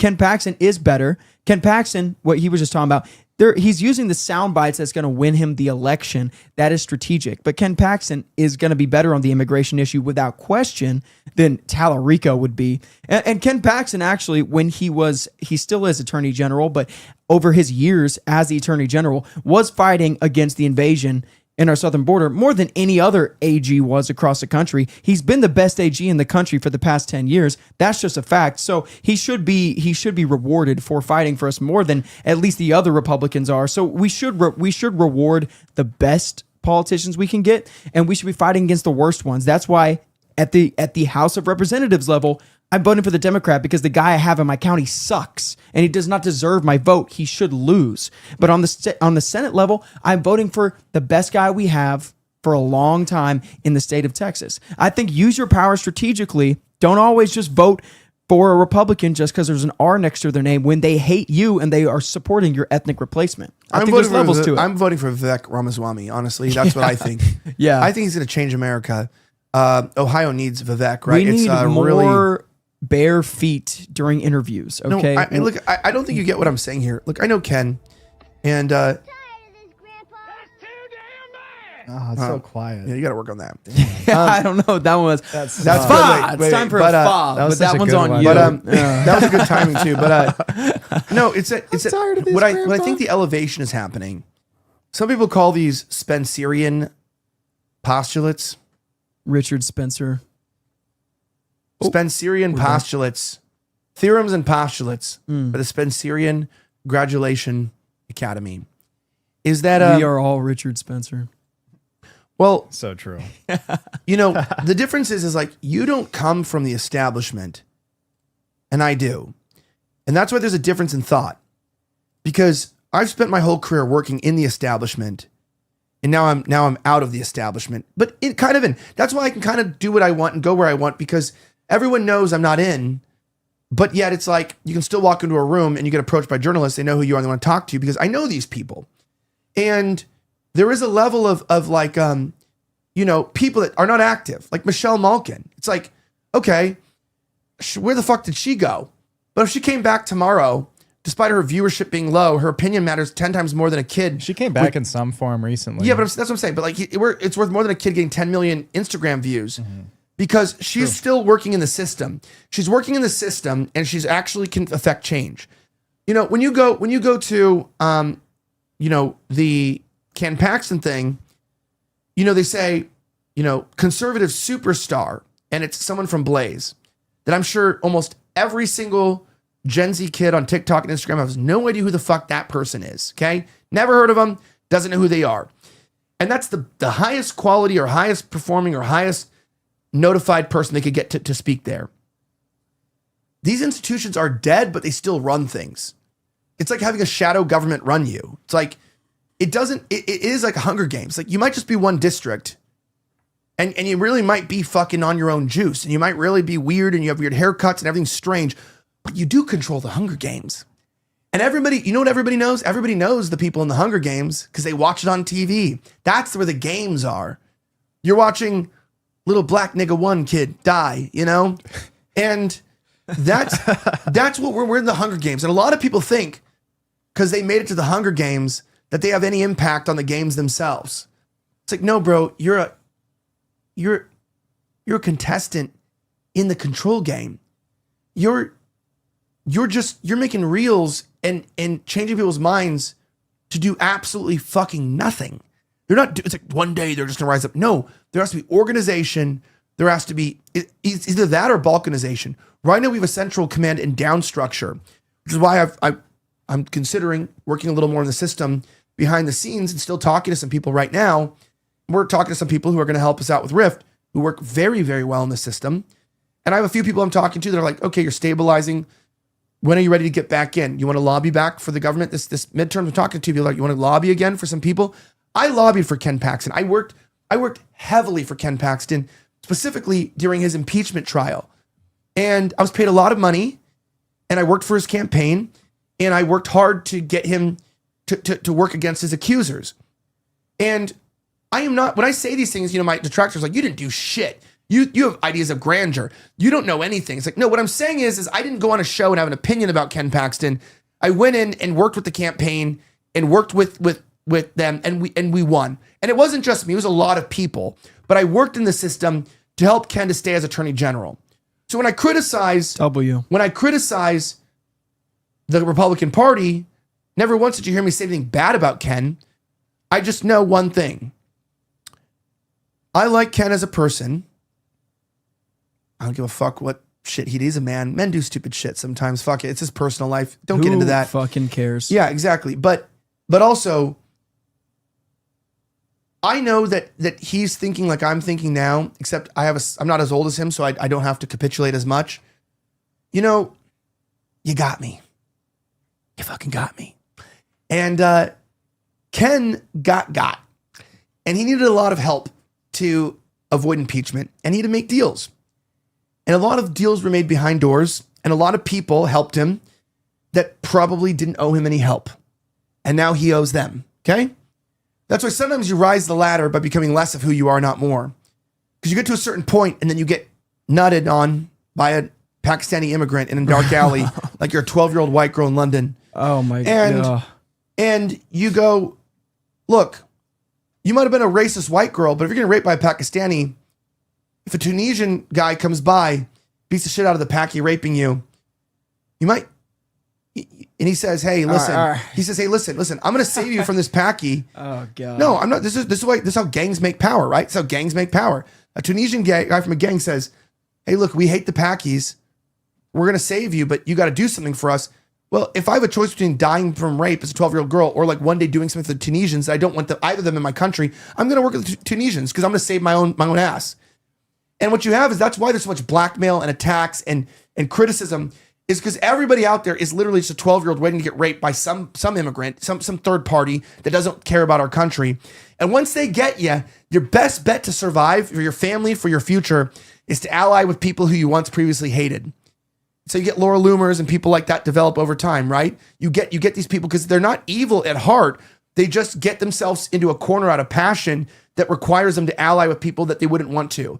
I feel bad for congressmen. I know a lot of them, previous and present, and I can tell you the fucking blackmailing is bad as shit, dude. It's bad, and it's bad to the point. It's like Ken Paxton basically almost got impeached for cheating. It's like, that's basically what it was.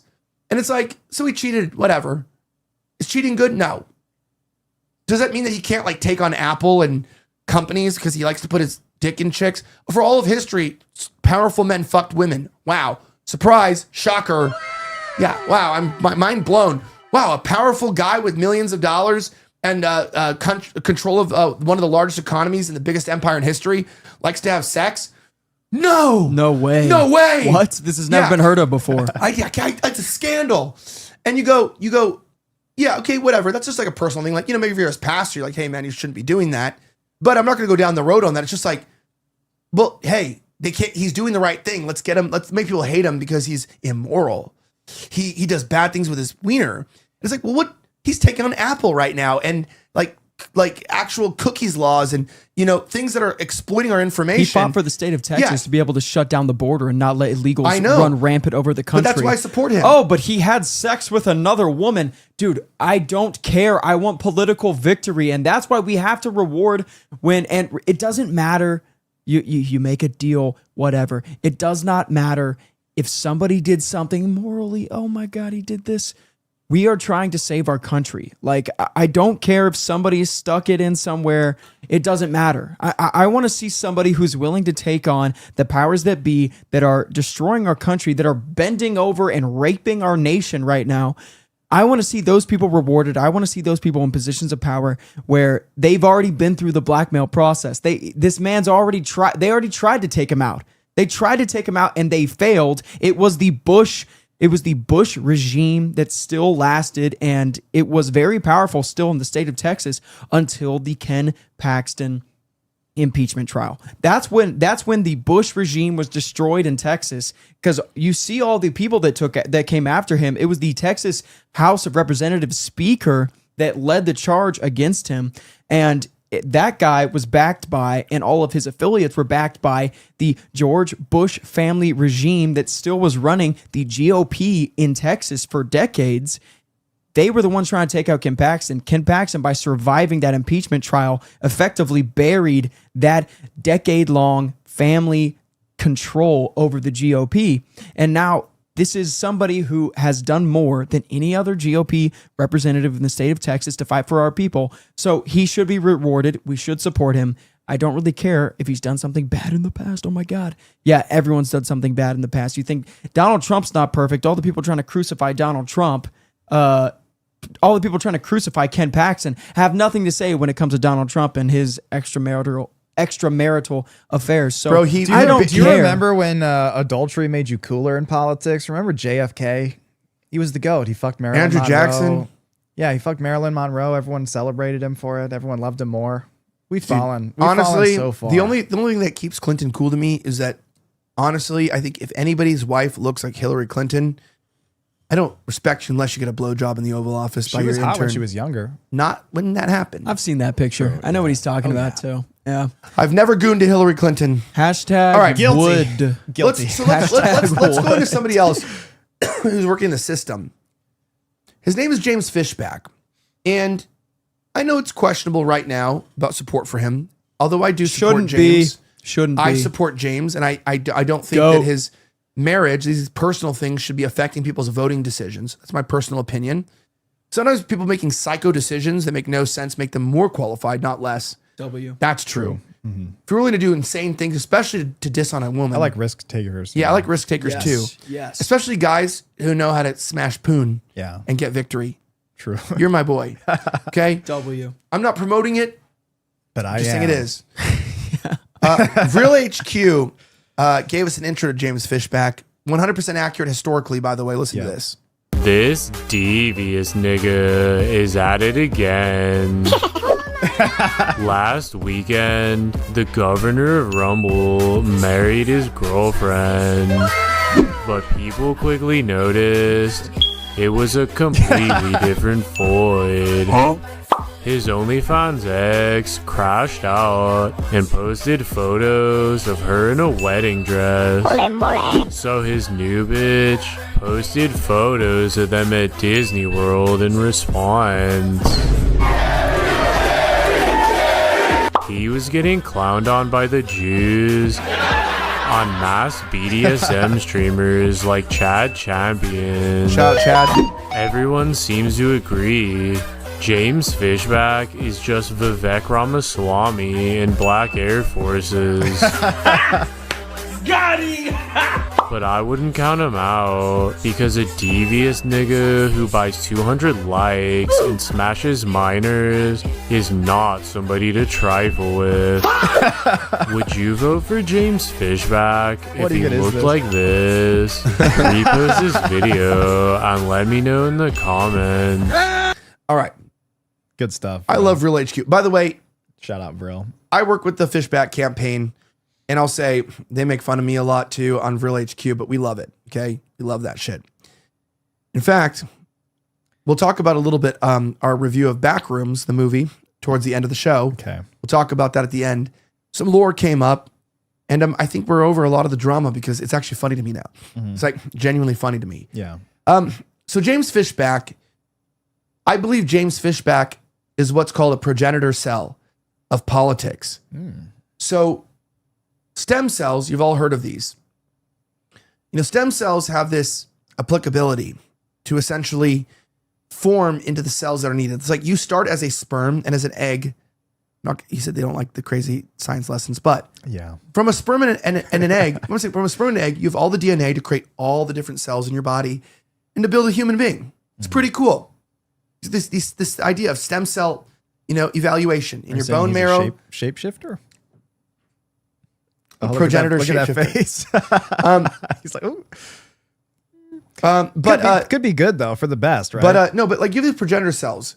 There's certain cells in the body that like don't have, like in your immune system, right? They can become different cells. You have these reserves in your body, and they can turn into different types of cells. They can specify specification, and sometimes, like, if you went into your body and you said, like, look, what we really need is T cells. What we really need is B cells. We need a stronger immune system. And your goal was, every time a progenitor cell was like, I'm going to try to become what the body needs. You went, fuck that progenitor cell. It's not what we need. It's not a B cell. It's not a T cell. It's not what we need. It's not a lymphocyte, whatever. You go, it's not what we need. Well, it's like, what? You don't understand how it works. Like, you need these progenitor cells that don't have their final specification to then get exposed to what's infecting the body and to develop into the cells that you need. These are cells that can turn into multiple types of cells, right? And we're kind of in a progenitor cell era of our immune system, of our political system, to be immune to these issues that we have, where it's like, dude, you kind of got to let the progenitor cells, you got to let the body, the immune system react to the problems so that progenitor cells in and of themselves can eventually learn, the body learns what it needs, right? It learns what it needs. The stem cells, whatever you want to call them, they're not going to go into like the difference between all of them. I'm kind of using the wrong language here, but still, it's the concept I'm talking about of like, not fully developed cells that can become different things. Fishback is a progenitor. He's like a stem cell. He can become greatness over time. It might not be what we want now. It might not be perfect, but we do need him because he's eventually, people like him. We need a lot of people who are mad and angry, who don't know what to be or how to fight. And ultimately speaking, they're going to be available when the war comes. It's like the reason why you need a population for war. It's not because every 18-year-old in your country is ready to fight war, but they're young, they're strong, they're easily influenced, and they're idealistic. So when the war comes, you train them, you put them into place, and then you have your army. And that's kind of what's happening here with people like Fishback. It's like he's ready to fight. He just doesn't know how to do it, where to do it. But I think it's a good sign with the amount of support he has in Gen Z that maybe we'll get somewhere. I want to play this video here. It's quite controversial. And here's the drama. I mean, it's like what you expect out of a woman's revenge video. It's a whole lot of nothing. So apparently Zach said this. She posted this thinking it went hard as fuck, and you be the judge. She's hot. Well. I guess the cat's out of the bag, isn't it? Or should I say that the fish is off the hook? Ooh. Or should I say I threw that She really fish thought she back? was spitting there. My name is Francesca, and it really is me. It's been me the whole time. And it's been so cute watching all of you scramble. That's not James Fishback's ex-girlfriend. That's a man LARPing. There's no way. Oh, baby, there's a way. Oh, there's a way. And it's been so fun. It's been so funny. And I'm going to enjoy you. Oh, because I've been waiting for this for the past 6 months. This is the I've OnlyFans been really launch. quiet if you think about it. I already bought in. If you think about it, you never $15 a really month. heard from me. It's You worth really it. just saw me. You saw me everywhere with him, and then Was that a suddenly joke or is I that was real? nowhere with him. No, I'm joking. And then Okay. suddenly I Red, don't know if she actually had an OnlyFans. No, she does. I think. wife, showed up, and what happened to his first wife? Where's Francesca? Where's his first wife? Wife, in quotes. James Fishback and I were never married. And I can't believe he did that. I really can't believe he did it. I thought this entire time, I thought he was going to show up at my door the day of, over my birthday weekend, and be like, baby, I'm sorry, I messed up. And I would say, I know. I know you did, Jamesy. I would say, I know, baby. It's fine. It happens. But I need no. her in my life so bad. He got married instead. Now I'm left holding the ball on Twitter. Some of you guys have been so cute. You're like, there's no way that's the real Francesca. She's crashing out. She's being crazy. And I have to really ask you a question. I'm listening. If I am James Fishback's better half, because I think we can all agree his new wife is not, I would say, have you ever met the man? Of course I'm acting like that on Twitter. Who do you think he learned it from? Where do you think I got it from? Nuke. What do you think we do together? It's this. Do together? And so I know you guys have a lot of questions for me. I know you guys want a lot of questions answered, and I will tell you everything. I will tell you all. But I'm going to tell you right now, it's going to be a slow burn. I'm going to use you, and I'm going to enjoy it. And you're going to enjoy this also, because you've been waiting for this story. I'm listening. Dude, I am You hard all right been now. waiting for this story, and Yo. it's really funny. It's really Okay. cute. I love her 5-head. I'm going to breadcrumb you. Can I just say something real fast here? Yeah. I think this is AI. No. I do also That's think not that AI, it's dude. it is very like reminiscent of those AI videos that dudes will make of like the fake chicks on Instagram, and they're baiting all the boomers into buying into an AI OnlyFans. If it's not AI, this is absolutely No. the launch of an It's just a OnlyFans. dumb bitch. Without question, No. it's the launch of an OnlyFans if it's not AI. Do you know why I think it is? Because I went to the page. It made me think it's an AI, and I hate to like call the people out who did this, but So you're saying I'm simping over an AI? no, it's her, but it's just an AI version of her, but it's a real person. Okay. Like that's not weird. If there's an AI of a real person and it looks real, it's like you're simply after a real person AI. It's like the equivalent of like watching The Mummy and The Rock's CGI. It's like that's The Rock. He's just CGI Rock, but it's if you thought the CGI Rock, which is the worst CGI I've ever seen in The Mummy 2, I think it's horrible. But what I noticed, go to my page here. You know who's commenting on all her videos is Draco. Dude, he's so And right. she's retweeting all of Draco's stuff. Nice. And every time he calls her hot, she's like writing like Draco goat with a heart. Women don't Yo, write he's that. living my dream. Women don't write that. This Yeah. is, I think this is real HQ doing AI. That's my opinion. Oh. Do you think there's going to be a Fishback HQ response? Do you think Fishback is going to respond to this? I'm going to ask I don't know. Fishback. I want to watch the rest of the video though. It's just 'cause 10 seconds. That's over? Okay. There's no way that AI is that good though. Yes, it is. No. No, it On is. It TikTok, is it's that that good. good. now. I want to watch a little bit of it. Let's see. Chat, you decide. Look closely. Like, because it started out with screenshots only, and everyone's like, it's fake. And it was just screenshots, just that AI. that does very. It doesn't much look like AI. AI-ish. No, it doesn't. Yes, it does. I'm going to tell you what I want when I feel like it. Because I got a lot of information, and I'm not giving it all. The only thing that would make me against it is the buzzing in the audio. Check the background. Let's see. Is anything out of place there? I think it might be AI. I'll do some. It might be. It investigation. might not be. But regardless, this dude Fishback got some game, bro. If you got your ex girl going this crazy, she's crashing out on Twitter and not even saying anything bad about you, really, just basically flexing she was with you. Bro's got some game. Okay. I respect it. And honestly, if she is going to act like this afterwards, praise God you dropped her. Praise God you dropped her and got out of there. I'd say he Fishback, dropped it. Actually, dropped the ball. no, You no. should've She's kept- you acting should've like locked this. that That one ain't up. your wife. She's acting like that. She's going to crash out on Twitter like that. No, dude. She's perfect. What is this? What's this link? Oh, that's the gram.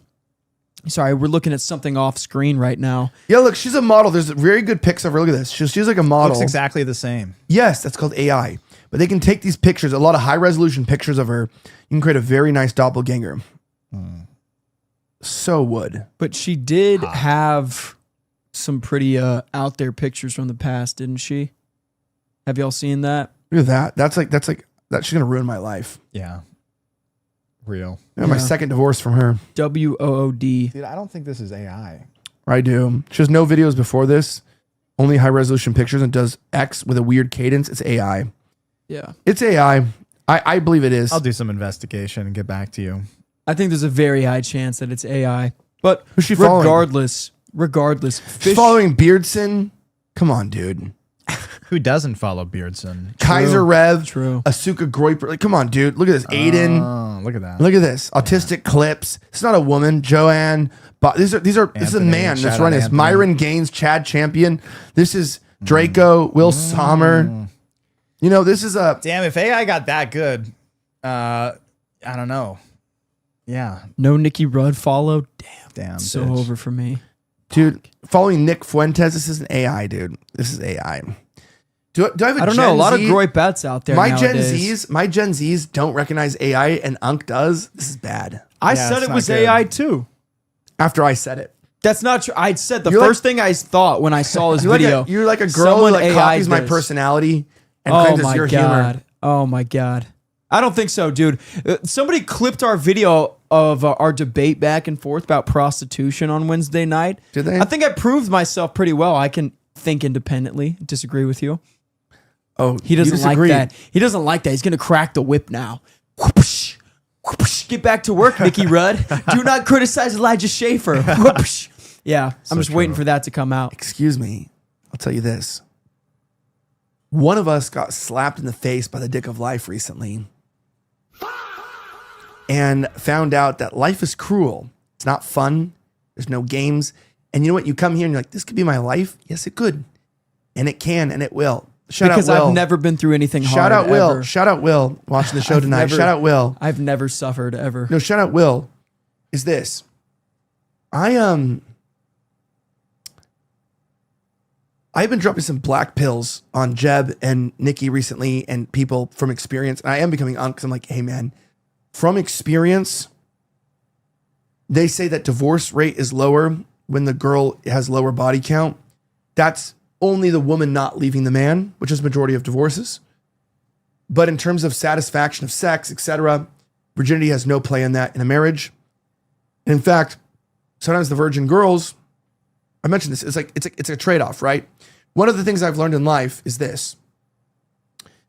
If you marry a virgin girl, she may bond pair with you. However, there's a problem where women, liberal or not, are not giving their husband sex or controlling the marriage.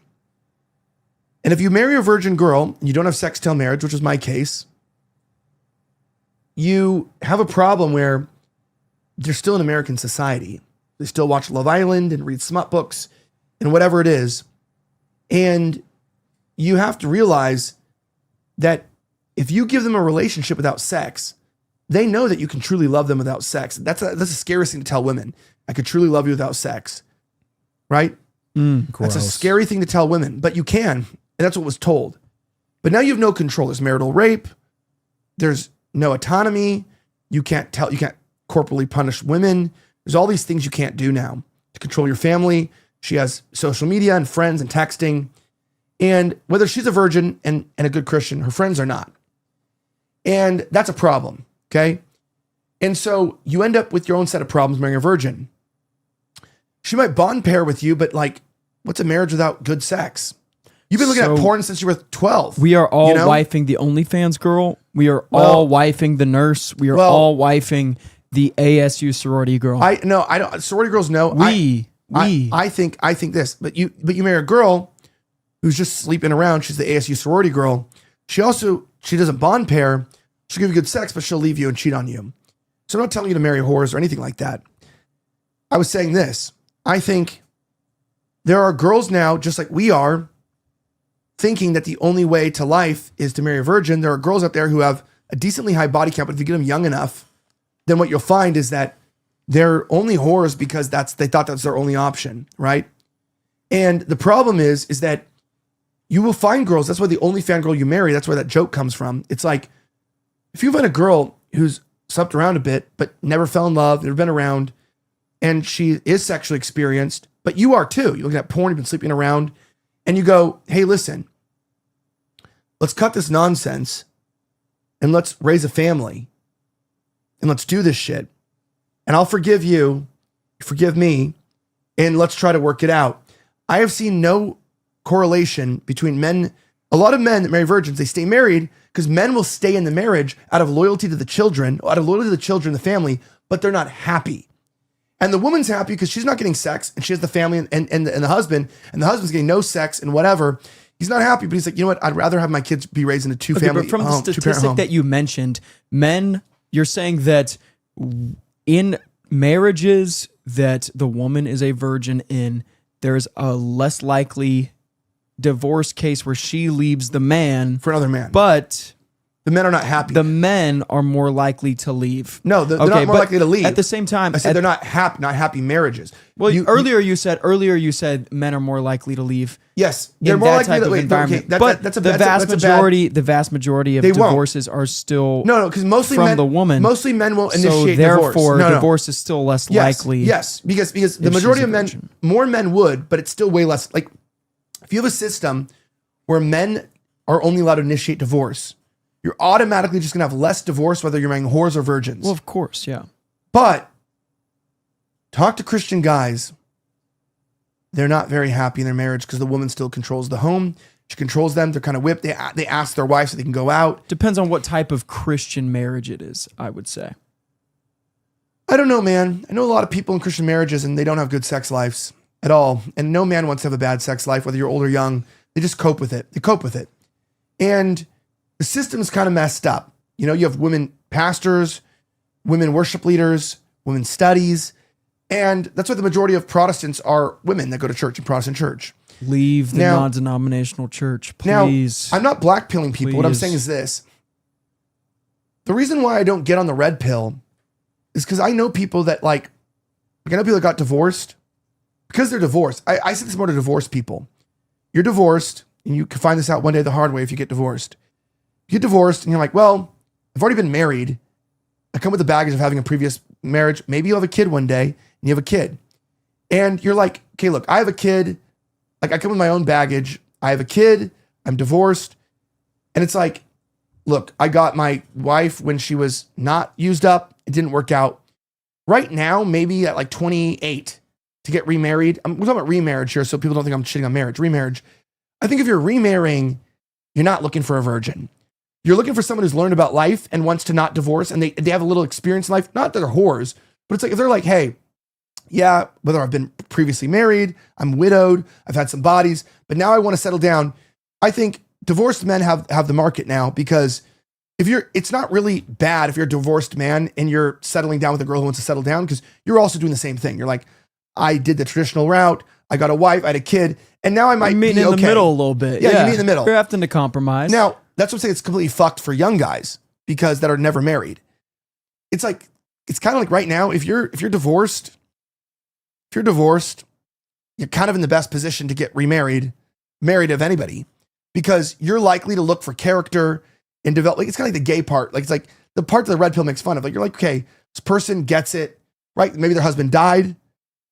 And he died. Like, imagine this. Imagine a girl was married. Dead husband's way different. No, but imagine meeting a girl who's a really good girl. Like divorced single mom. Because you meet a girl. Imagine she was a virgin when she married her husband.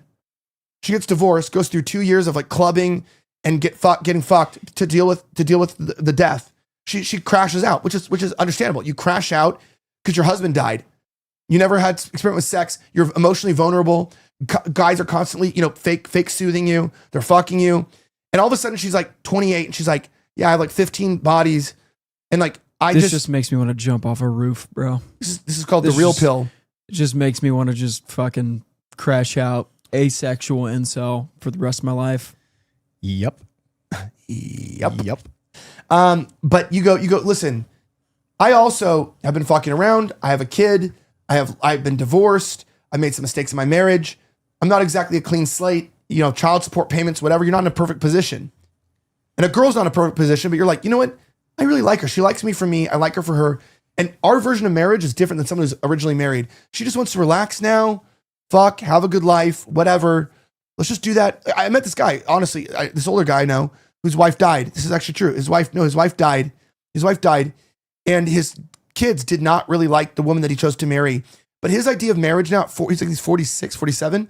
He was like, look, I just want a girl, just like go travel the world, retire with. He retired like 55, electrician. And he's just like, I just want to travel the world, have a good time. He's not really thinking about her body count. He's just like, I just want like a nice woman that I can just like be with, that can cook me dinner. And she's whored out a little bit, but she's like, I also want the same things for a different reason. I came to this conclusion. You don't want the emotional attachment. Right. And it's like, okay, let's just have fun. And our marriage now is just simple. Let's not be mean to each other. Let's just be peaceful and have a good life. You're telling me he doesn't have a better marriage than someone who's married to a virgin who gets no sex and is miserable and sits in his car for an hour in the driveway to get bitched at when he goes home? Look, I think everybody needs to be realistic. Everyone needs to be realistic about their situation and find what is going to be conducive to a good marriage and a good family unit and home for themselves. And I think this ties into our next point here about U.S. whites becoming the highest fertility group by 2028, 2029. We should pull this up right now, and this kind of ties into what I was saying either last show or the show before this. White pill for everyone at home who's black pilling constantly. Okay, U.S. whites could become the highest fertility group by 2028, 29. White fertility continues to slowly improve, 1.54 to 1.55. Okay, not amazing, but that's still an improvement. While Hispanic fertility nosedived 0.86 to 0.79 in the latest data. Blacks going down bad. I have one more post on this. Super down bad. Take it off the screw real fast. I want to put another post up by an old friend of mine named Ready Go Politics. And he had a more complex version of this. Here it is. Check this out. Read that. White births up from 47.8% under Biden to 51.2% under Trump. If negative net migration continues, white Americans will never become a minority. And given that leftists aren't having many kids, our country is going to get a lot more right wing in 20 to 30 years' time. Look at that. That's beautiful. Birth rate for the United States, 50 states, and DC for April 2026 from CDC Wonder. This also includes updated numbers for March 2026, which resulted in NHW, non-Hispanic white share for that month being revised upward from 50.71% to 50.80%. W, white pill. Seems like this is a variable, though. Like, this is a month-by-month graph here, and if you look below, it seems to vary a lot over the course of a year. It's like it went up in April 2025 to 50.75%, then it dropped down to 48.80% in December. So who knows what this actually means. But it had 3 months of gain. 3 months of gain. That's what it shows. Yeah, those statistics are kind of far from me. I guess you would want to compare it to the other races during the year. But regardless, we still should be kind of happy. That is a W. And I feel like that is reflected in my personal life. I also come from a pretty specific background, like upper middle class, white, suburban, private school to highly educated, smart, young people. But the people that I've grown up around, it's interesting because I have a family member that lives in New York City. And for them, it's like unheard of that 2 young white people would be getting married at the age of 22. But I have many friends that upon their graduation from college have gotten married. And obviously all of them, they want to have kids pretty soon. So it seems like a W to me. I'll take that all day, every day. We should up those numbers, you guys. Like, just, take off the, it was the first quarterly gain. It was the first major quarterly gain and loss. Like, you see, it goes down for everyone, including blacks at an all-time low from the last 15 months. They're actually declining in birth rate. And overall net loss for a quarter for not really for Asians. Asians are kind of stable. That's why the only way Asian is really going to grow is through migration. Basically a 1.0. But it's through migration. So if we can stop the migration, that's why if you notice all the refugees now are white South Afrikaners. They're Afrikaners. That is All of them one are. I W. love That Afrikaners. is one absolute W by the Trump administration. So sometimes give them their flowers when it's due, because that's good. Okay, that's We do objectively have good. one other major story tonight. It's not really major, but it's about Ian Carroll quitting journalism. It's kind of interesting. What? Yeah. No way, dude. He's quitting journalism because it's too negative for his, liberal hippie brain. I've been thinking a lot about which is to be Owen expected. Benjamin's episode on Tucker Carlson. I think it is such an interesting and wise and inspired conversation that also moves at a million miles an hour, that you kind of have to catch up to the neural architecture that he's built to understand the world as you're listening to him, in order to keep up with his rapid sort of theological or philosophical or just intellectual kind of bounces around. So I think we need a lot more introspection inwards too, into how can we be better and how can we basically bypass the negative and just move towards the positive direction. Owen sort of thinks, speaks, and sort of logically leaps in a very much sort of fast-paced and fluid flow state kind of way. I'm sick of the part of my job that has me constantly looking at all the evil in the world and just talking about that. It's not good for you. And it's definitely not good for me. And I'm sick of it. Other angles that I think are important that I'm thinking more and more about, that I feel the need for self-healing Bro doesn't believe in in terms Jesus of my Christ. Shut up and emotional deliver and the mental pizza, state bro. of what am I focusing my whole life on. I need to focus more on positive sides of these stories. It's important that we are all awake and aware and paying attention. But oh boy, is that draining. Everyone's slowly starting to get the hang of how this all works. How a comment section works, how a chat thread works, how you can or can't trust what you see, how to vet things, how to think through things.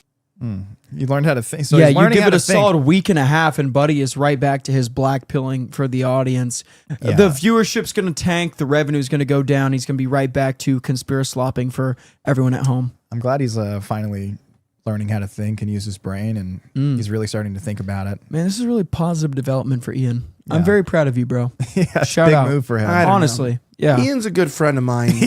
And Honestly, I Fuck used your to like friend. the guy, but then he started attacking Fuentes, and it's like, Yeah. all right, bro. Well, you chose your You're side, dead I guess. to me, bitch. Well, Ian's a good friend, and I've known him for a long time. And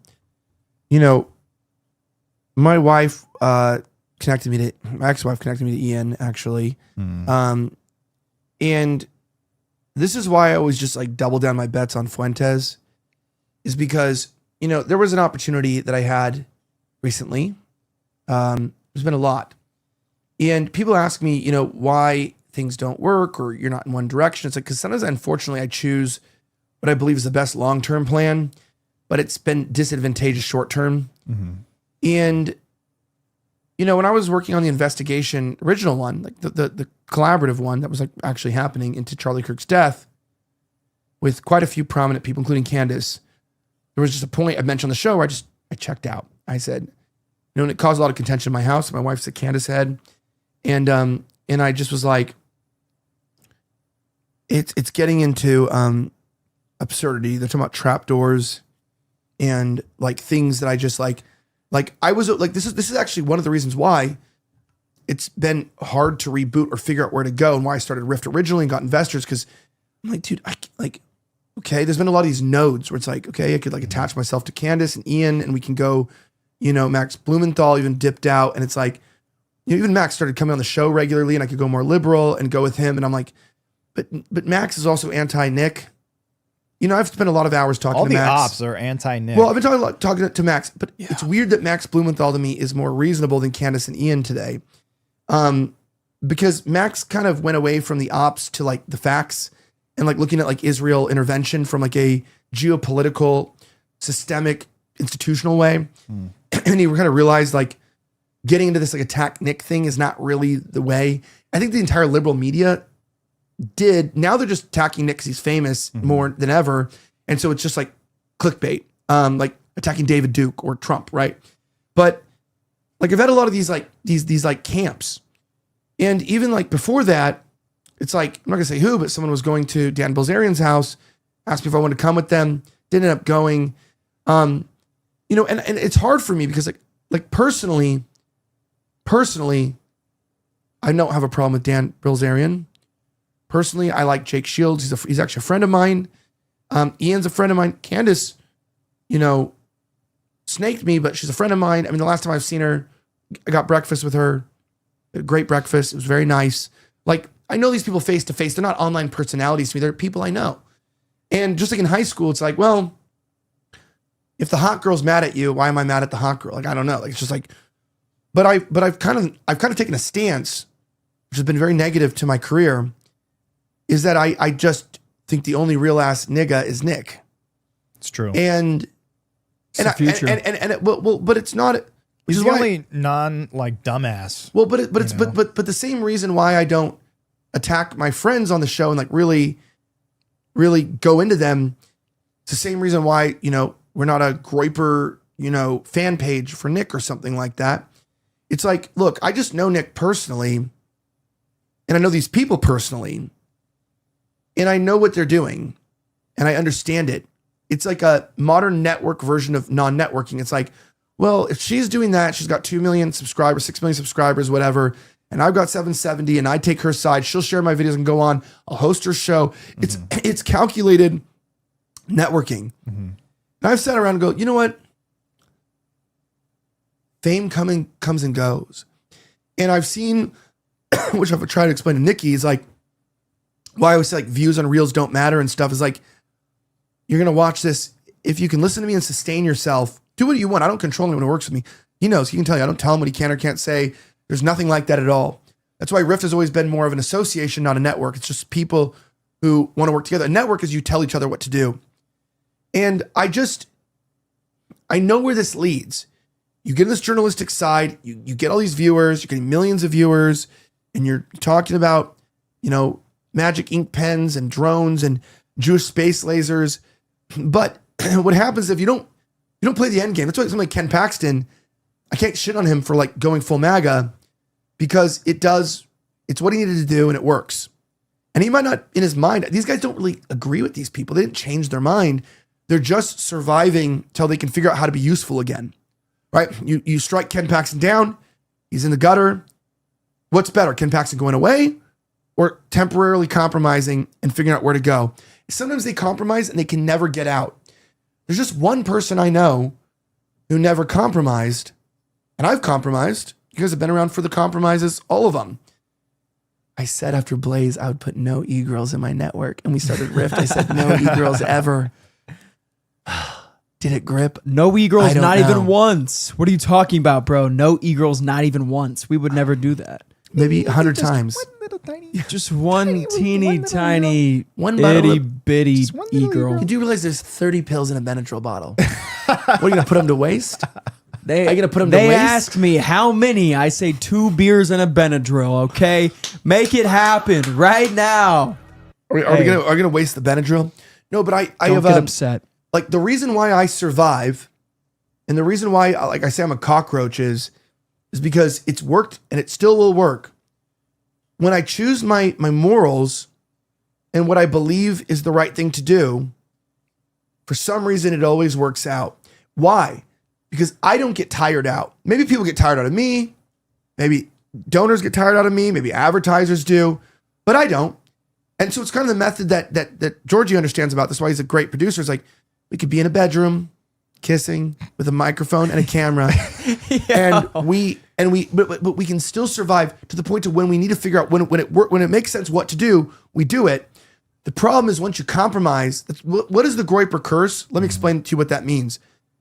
A lot of people think that means Nick Fuentes telling the Groipers to go after someone, and that is inherently what it means. No, it's like a phenomenon. No, but it's what it means. It's like Casey Push counter signals Nick. Next thing you know, he's in the hospital. That's the Groiper curse. The Groiper curse is what goes around comes around. He loses his election, obviously, by yes, a but long no, shot. the Groiper curse is negative karma. The Groiper curse is what goes around comes around. What you reap is what you sow. If you go against the best interest of our country, you get fucked over. Go. And these people, when they betray Nick, judgment. Almost every single time, it's not actually about Nick Fuentes. It's about the betrayal of our country because Nick Fuentes is fighting for the future of America. That's what it is. Almost literally every single time. They say it's just because Nick Fuentes is he's too controversial or he's not unifying enough. No, every single time they're counter signaling Nick on a point that is absolutely salient and a point that our country needs to hear. And that's what they counter signal him on. And that's why they get the Groyper curse. It's just literally, it's in the atmosphere. You put out something that's detrimental to our country, and maybe it's the prayers of the saints, maybe it's the prayers of the Groypers who are faithful, Catholic, Orthodox, whatever, Christians. They are praying for the success of our country, of our nation, of our movement. And when you go out there and you attack us and you attack the one movement that, in my opinion, is the only thing that's going to save this country, it's going to come back to bite you in the ass. And that's what happens with the Groyper curse. Well, yes. And that is from the outside true. And I'm not even going to counter your description of it, which I think is true. But what the Groyper curse is, which we're going to end this by talking about the back rooms and read super chats. The movie. What the Groyper curse is just a name for a specific group of people's version of something that I've noticed. Okay. There's what's called slow and steady wins the race in politics. There is party privilege and there is dissident right. And what it is like, look, even if you have extreme views, which is a good example is Matt Walsh, what he's doing, or Michael Knowles, it's like, ultimately, what do you want to do? You want to help America, and you want to give your views. And you concede on one notion. I may have to just be kind of dishonest about Israel and the Jews or avoid the topic altogether in a meaningful way to continue to help the country with family values, Christian values, etc. And I would say Matt Walsh is, from the outside, a net positive. It's like, generally is helping the conversation on very key issues. But why did I not stay in the establishment? Because I did that for a long time. I compromised and I'd be like, get a call from a producer to be like, look, dude, you're going to yank your show. The executive producer, at a network, to be like, look, you are just causing problems. Can you just not mention Israel for like 3 months? And I just wouldn't. I'd be like, okay. Looking back a decade, it's not a lot of time. You're like, okay. Like, hey, listen. Hey, look, it's happened to Ukraine. We're not even Israel. They're like, hey, look. I'm just going to let you know, we have some congressmen coming on. We're working with the Biden admin right now to, and the Freedom Caucus, and your video, like, this is what a network is. Your video on Blaze Network undermines what is about to go on between Glenn and this other guy. Can you just agree not to make a shit about it online? We're pulling the episode. I don't know if you guys know, because we exposed what really happened in Ukraine with the International Policy Institute, War Institute as well, in Eastern Europe to talk about what was going on. And we got it pulled, right? We got it pulled. Very good episode with Zamweli. And you just make a concession. You go, look, is my video really going to destroy this network, Glenn's credibility? It's going to hurt people's credibility. It's going to pull our advertisers. Your advertisers are based upon Glenn's, ad sell. And you're like, so you're telling me that I might lose my advertisers and be unable to make future shows and we have to cancel it because I want one episode to go up about the Ukraine war, and you make a concession. You go, it's not that important to me. Truth is important, but I'm not lying. So, okay, fucking pull the episode. I'm not going to put it up. Just fucking pull it. It's good. Everyone should know this, but fuck it. It's going to tank our network. It's whatever. Our network has values, and we're just fuck it. I'm going to take one for the team. And a lot of the ad buys on Blaze and these networks they're called general ad buys. And what they do is they buy a $500,000 deal, and then the ad sellers work with the producers, and they place the ads on the buy across the network, so that let's say Glenn gets 300,000, my show gets 40,000, and Ali Bestaki gets 80,000. And if you fuck this up, no one gets the funding, which makes it bad at work. And if you fuck their shows up, they'll fire you anyways because your show doesn't matter. And you just kind of go, okay, fair enough. I'm not the biggest hog in the fucking pen, It's okay. I get it. I'm not going to do something so that my little micro audience knows and then it makes my show unable to be produced. Because they're like, well, if we lose this $500,000, what's going to happen is they're going to say, well, how do we cut $500,000 this quarter from the fucking budget? Well, Elijah's show only cost $230,000 this quarter.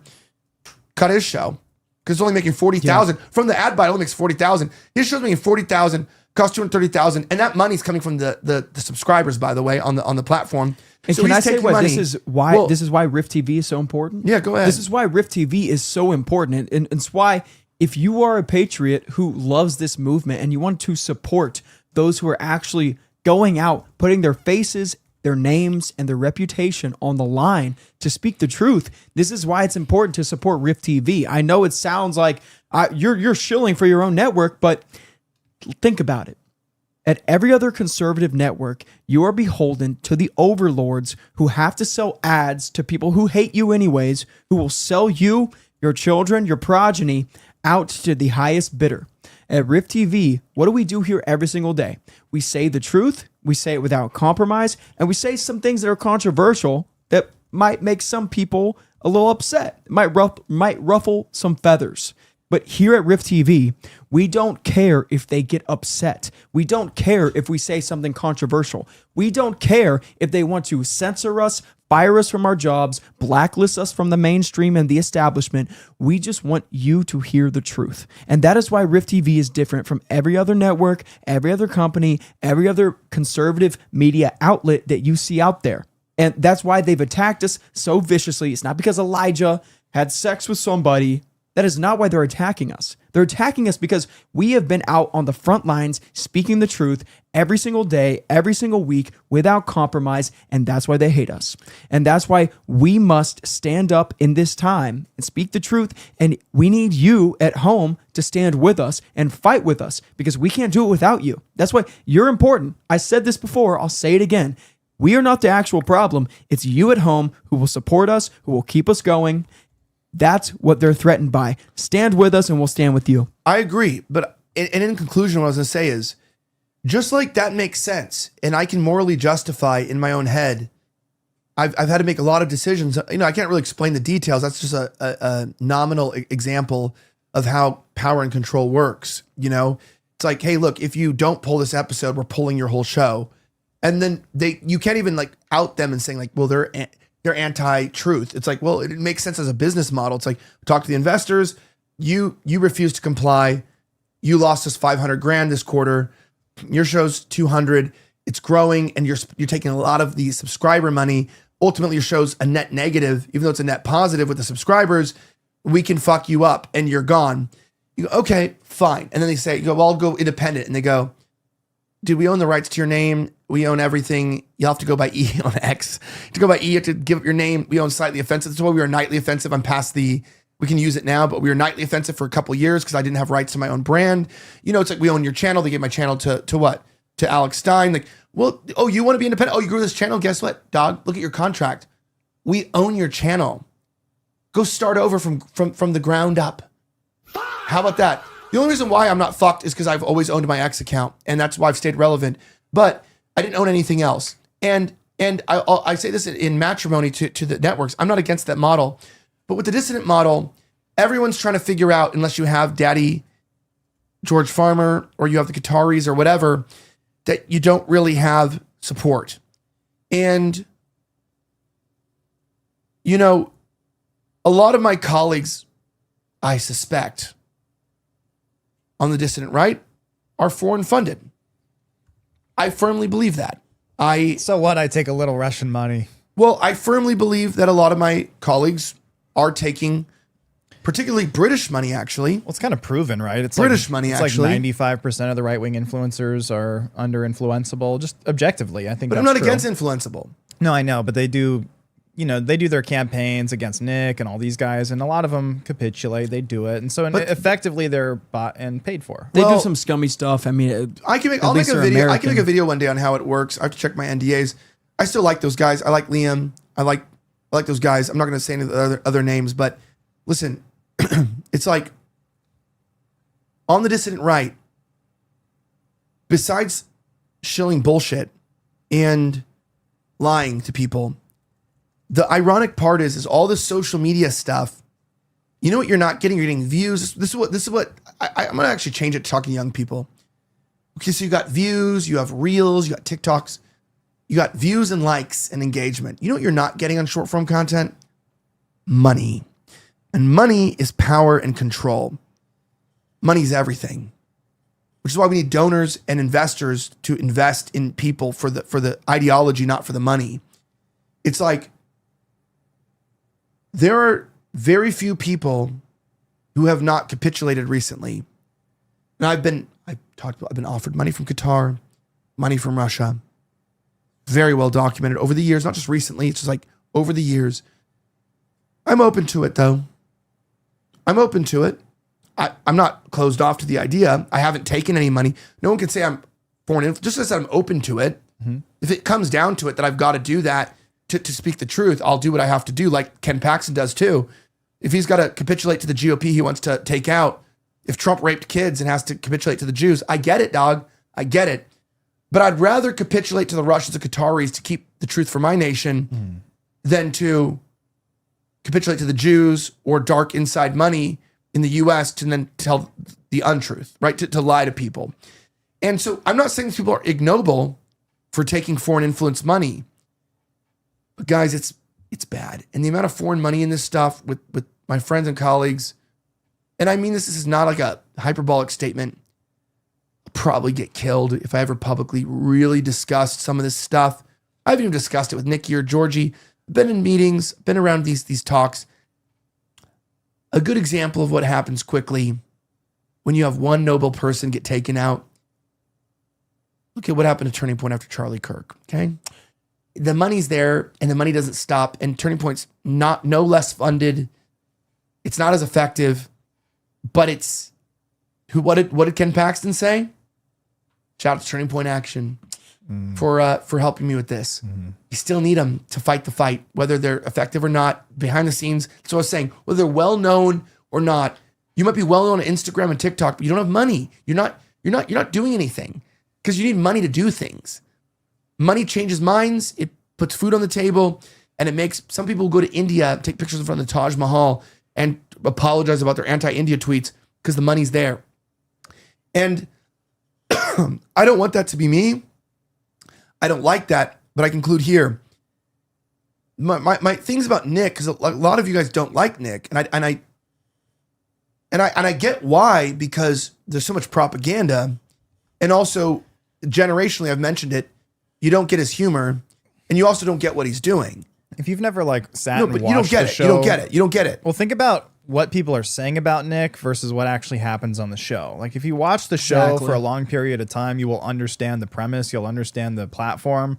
But if you're only hearing what other people say about Nick, you're not going to know the first thing about him, and you're going to hear just all the slander, and you're going to paint this image of him in your head that's totally wrong and malign.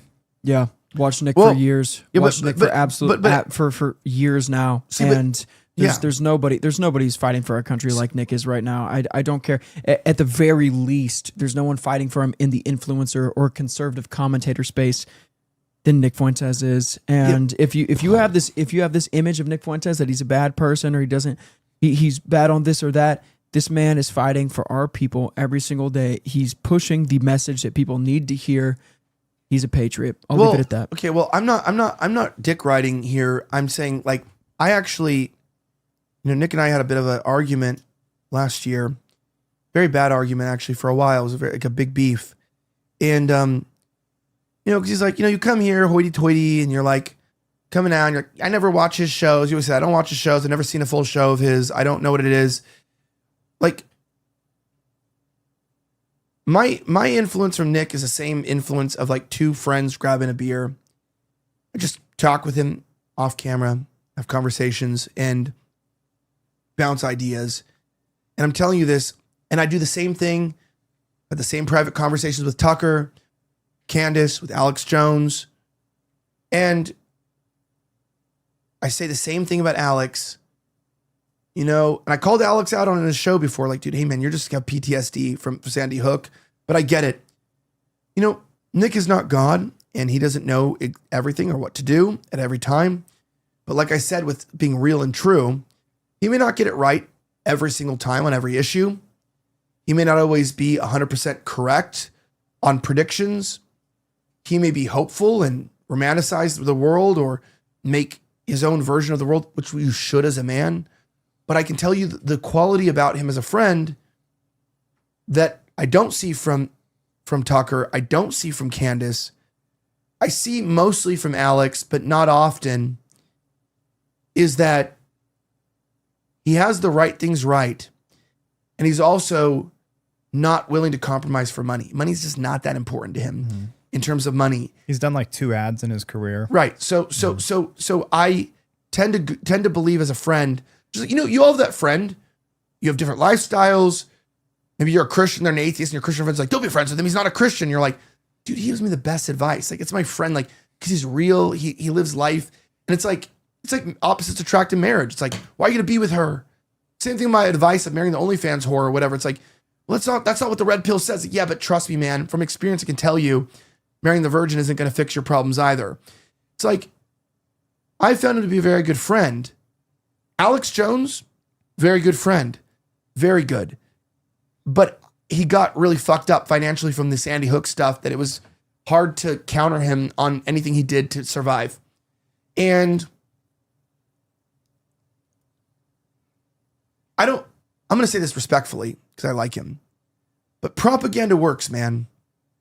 I saw Joel Webbin, who runs NRX Studios. He was supposed to start NRX with Rift. We were supposed to have a co-joint venture. Unironically, I think the main reason why he didn't start it, I've told you guys, was he looked at my brother-in-law and he goes, that guy hates you. He's going to be a problem. Like, he goes, something's wrong here. He was right. That's actually discernment. That's why I trust him, because he predicted my brother-in-law and what he was going to do. Joel Webbin's a good man. But Joel Webbin asked me, he's like, and he said this very, very, very lovingly at CPAC.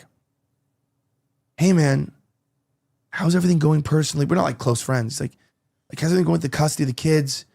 The drug addiction, we're able to work on that? I go, the drug addiction? I was like, what? The drugs and stuff? And I was like, dude, I was never on drugs. In fact, I was able to prove that. And I'll explain that later. I was never on drugs, ever. I was able to prove that, and I'm winning. And I go, dude, I was never on drugs. That was just a fucking made up shit from Milo, some Jewish people, and my in-laws. Like, I was never on drugs. He's like, you weren't? I was like, no. There was no addiction. There was no recovery. We've been fine. We're fine. He's like, but you were crashing out a bit online. And I go, yeah, my kids were kidnapped and people stole my car and there was crazy stuff happening. It was very scary. And people were like lying about me online and slandering me. He's like, oh, really? I was like, yeah, dude, I'm the same guy you met like 6 months ago, dude. I'm just going through some shit. And a tweet I read from a black person today said, if you don't crash out at least publicly once on X, are you really a real person? So you appreciated that. No, I appreciate it because he cared about me. But I realized even the propaganda, something that I love, that I know, that I respect, it was so strong. The lies were so big and so repeated and so effectively like solidified that even he was like, oh, he assumed it was true. Joel Webbin is a good man. What you will find as a man, the devil doesn't attack those who aren't his enemy. The devil attacks those who are a threat. And that's what happens, whether you are perfect or whether you've made some mistakes in your life. If you're a threat to the enemy, the devil's going to attack you. And that's what happened with Elijah. That's what happens with so many men, Ken Paxton, and you can go down the list. This is what happens. You got to stand up, and we have to back the men who, whether they're perfect or not, are still trying to fight for our country. That's what we have to do right now. So it is time. Delusional. It is delusional. Wow. Okay. But it is time for us to wrap things up. I think we got maybe Super one more chats. thing and then super chats. Yeah, well, but No, we're done. That's it. Super chats right super now. chats time. Here's the final point on that. What I was going to say is, related to Nick and stuff, is like, look, right now I can trust Alex and I can trust Nick. And the reason why I defend Nick is because I think there's a campaign to discredit him because... Well, you're thinking big picture too. Like next 10 years, you're thinking bigger picture than a lot of these other people are. Like right now, a lot of these other people, they just want to establish their relevance today. And they feel like they're in a competition with Nick. And I think that's their biggest fault. Yeah. It's like, it really isn't a competition. What he's doing and what you're doing a podcast. You're doing a news show. You're not creating a political movement. Yeah. And that's something he's doing. America First is his movement. And I think a lot of people kind of forget that. And they're I think it's easy to be jealous. If you're in that field, you get more viewers on paper, you get more money on paper, but you don't have the same pull online. You don't have an army of groypers, attacking all your enemies. Like, I can imagine that feels pretty fucking bad. Exactly. If you've made it that high and you're like, oh man, I wonder why I don't have a cult following. You know what? Fuck this guy. He must be a Fed. I think that's kind of the logic. And, at least me personally, I'm not going to pick the people that are coming after him for stuff like that, because it shows that their character isn't very established and they're not very comfortable with themselves or their own popularity or career or their own political motives. And so they have to attack Nick specifically. But when Nick attacks other people, it's for the purpose of, keeping the movement going, keeping it, it's you're kind of in a way bullying people into submission for a greater vision. And what they're doing is just, I want to destroy you because I want to destroy you. And there's really no bigger picture to it. Or rather, they want the following that comes with it if you destroy him. They see the fact that Nick Fuentes can mobilize an army of young men who believe in the message that he's propagating and are willing to stake their names and their faces and their reputations on the line to support him and the movement he's created. And that's what they're jealous of. That's what they envy. And that's why they attack Nick Fuentes. It's but I'm saying, if he didn't have a million young men trying to fight for him, super chats. I want to say this. Because we have a mixed audience always, and people, especially on X, these clips make it onto X. So I make these points in case they make it onto X, especially. Is like, someone said, like, I love Elijah, but Drew gives, it's not even 1/10 the energy of Drew. And it's like, do you know Drew's my childhood friend? We worked at the same church together. Who is Drew? Oh, Drew's great. Drew Live is like one of the big shows on Rumble. The point is, he's like more for like older millennials. Yeah. Oh, no, I love Drew Hernandez. Yeah, That's my guy. Yeah. Okay. But it's like, I didn't know who we were talking about. We're childhood friends. And we worked at the same church together, and we used to play in a worship band together. But it's like, that's my point. I've been around the block, and here's the deal. For the same reason that people that like Nick like that I defend him, and people don't like I defend him, people that like Nick get mad that I won't attack Candace and Ian and these people. It's like, look, man, I'm bringing perspective that people don't think. I'm not a fan of any of these people. I've known them before they were big. I've known them before they had influence, before they were responsibly effective, I should say. And unfortunately, I always say this, I'm like the most unsuccessful person that came out of this movement besides, shout out to Ashley St. Clair for reviving her career. I just have a problem that all men have. And you may agree with me on this, Georgie. My career's never started. I haven't found my niche yet. I don't exactly know where to focus the energy and time. But I do know that I'm seeing where not to. And I watch people get really big and then fade off. And I watch people get really small and die off. And I watch people who have stamina. And I'd say my best skill right now is I have stamina. I can just last. I can just stick it out, And a good example of that is like Poland. I feel like I'm like Poland before it became what it is today. It's like, it went from being defeated in World War I, World War II, to then like being dragged as an Eastern European country with its poverty, to where now it's like, we're against illegal immigration, legal immigration. We're strong. Our economy grows. I'm just stamina. I'm like Poland. It's like, look, we have white people. We have everything we need. We're going to figure it out eventually. But we don't capitulate in the process. We stay Poland. We stay our people. We stay Polish. And we stay our course.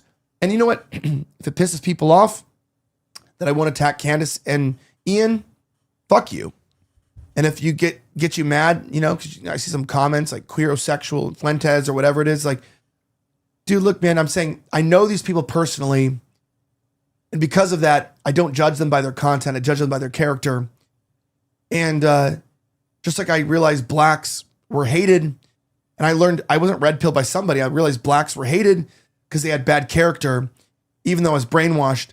You're not going to turn me on people because they're retarded or because they say something dumb or there's some stupid thing. I'm going to stick with people because I believe they're right. And I do believe firmly that long-term speaking, I don't think Fuentes has started his career yet, actually. I don't think he's started either. But I respect the movement, and I do believe that it's the best opportunity we have at a political movement or political party. Mm-hmm. And I'm willing to work for that party and movement when and if it materializes. And I know things you don't. And so that's all I'll say. My bet's on red. So we leave it there. Georgie coming in with a gay super chat for homosexual Okay, men. Mr. Dissident gave $10. Let's is the music go. Too loud here. Hold on. He says a poor white redneck is a pure Put yourself blood on camera. Aryan. Well, I kind of like when you're on camera. No, I don't like to. A poor white redneck is a pure blood Aryan, just like Buddha himself. It's good to remind Jeets that Buddha had blue eyes in ancient texts. Thanks, man. Mr. did. Dissident, $10. Appreciate it. Saw the YouTube. Yeah, I got it. Brandon Chase 6374 gave $10. He says, any thoughts on the quartering and Tim Pool going full pro Jewcast? It's disturbing. Keep going, Elijah. Were they ever not? Yeah, I thought they always were the Jewcast. So I might go on Tim soon. I should.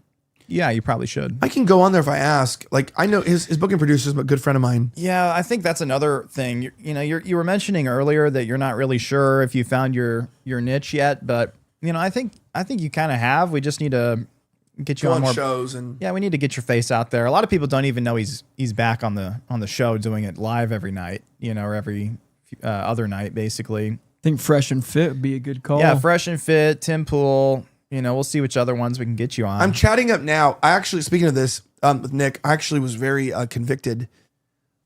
Nick starved himself. Definitely didn't use tirzepatide. But here's the deal. No, definitely did. He said he didn't. He hates peptides. He starved himself. But I'm doing retatrutide. I'm being open honest. I am we are both on retatrutide. taking Reta, and I'm also on TRT, which is why my voice keeps going down octaves every week, which is like not good. It keeps getting raspier and going down. No, it sounds good. Because it masks the gay LA. Wait, we all haven't been starved maxing for 23 years. I love this guy hasn't gone through the 25-year-old slowdown of his metabolism and talk shit. Buddy. He hasn't even gone through it yet. Buddy, I'm going to look like this forever, okay? Bro's about to hit Pipe the wall. down. I've seen your dad. He's about to There hit the is wall. I've seen no your wall. dad. It's not There happening. is no wall. Me and my dad are two different people, okay? I have my mom's genes, okay? I look like my mom, all right? I've got the Very slim, feminine. Very the feminine. slim. You could say that. Twink number one. Wear it with pride, bro.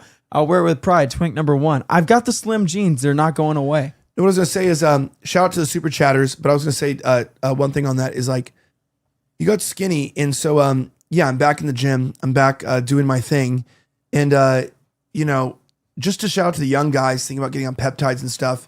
My advice is this: don't get on TRT until you're 30. Or at least until you have 2 kids.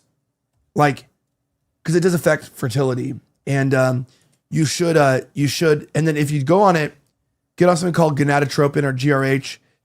It keeps your balls from shrinking, keeps your natural. If you take GRH, which my fertility is not affected right now, if you take GRH with TRT, it actually keeps, so basically what it does is TRT is obviously hormone replacement therapy. So it gives your body the understanding you have testosterone in your body, and so your balls shrink and they stop producing T. Gonadotropin is like an estrogen blocker, I think, and it essentially keeps your balls normal size and keeps your balls producing sperm. Wow. No one knows. It's very cheap, by the way. It's like $200 a year. It's really cheap, and it keeps it whatever. And that's very important because I still want to make way more babies. Believe me, more little Elijahs are coming out very soon. But on the side note with peptides, they will be half black. Be very careful with peptides because you missed it. Fuck. I cut it. Peptides, can prevent you from learning discipline and whatever. But if you're someone like me and you're going like you live a very like the reason why obesity is so high and like why weight is so high is because we live fast-paced lifestyles like never before. If you're like me and you're flying places and you're just in court and you're everywhere and it's like there's days where like I literally cannot, like unironically, I cannot get anything done because I'm just in so much work. A lot of you relate to this. A lot of stress too. Well, a lot of you relate to this. A little retatrutide, become a retatrutard. Retatrutarded. It's a GLP-3 type shit. It's the best thing that I know of, but you've got to go to the gym, or if you don't, you will become lazy, depressed. There's the downsides, and lose your sexual drive. And so on Reddit, oh yeah, it's a big disruptor of libido. So your libido becomes way down, and you George start is like, what are you talking about? well, like you basically, it's like an incel crater. So you need to creator, and it makes you hate what you love. I've been it's called retatrutide depression, and it makes you hate what you love. You become interested in politics, sex, women, all these things. But if you go to the gym and you stimulate your testes through like leg exercises and whatnot, you actually become stimulate your testes. Well, yeah, through exercise, Hell yeah, through natural T development. That's what we're doing. It's very important. However, like the idea of taking TRT with Retta, which I just met a young guy who's 20 who's doing both, highly suggest against doing TRT before 30, and also enclomiphene. Unless you have 2 kids in your 20s, I just like kind of made this thing up. But if you're like 26, you have 2 kids. Clomiphene maybe, but also like so you guys know, I got on TRT with like over 800 testosterone, but also they don't tell you this. A lot of guys do TRT to go from 300 to 800. I have a resting at like 848, 858 right now without TRT because I just exercise. I have a resting 900. I checked. You are? A couple years ago. Yeah, that's good. Well, you should because you're 20s. So I don't need it. No, it's just like it's the 30s. I'm still like 848. I don't even know what mine is. Want to get blood tested? I'm going to pay for that. I should get a blood test. We should find out. Here's the deal. Your grandparents, those little twinky skinny guys 50,000 who went out, 50,000 were like 13 to 1,400. And you're like, why do these little twinky Let's like spam it. small guys have bravery to like bomb people? Because you have 1,400. So I do it, and I do TRT not for anything other than the fact that like it gives you confidence like you should never have. And and I'm telling you this, you know who can smell that confidence?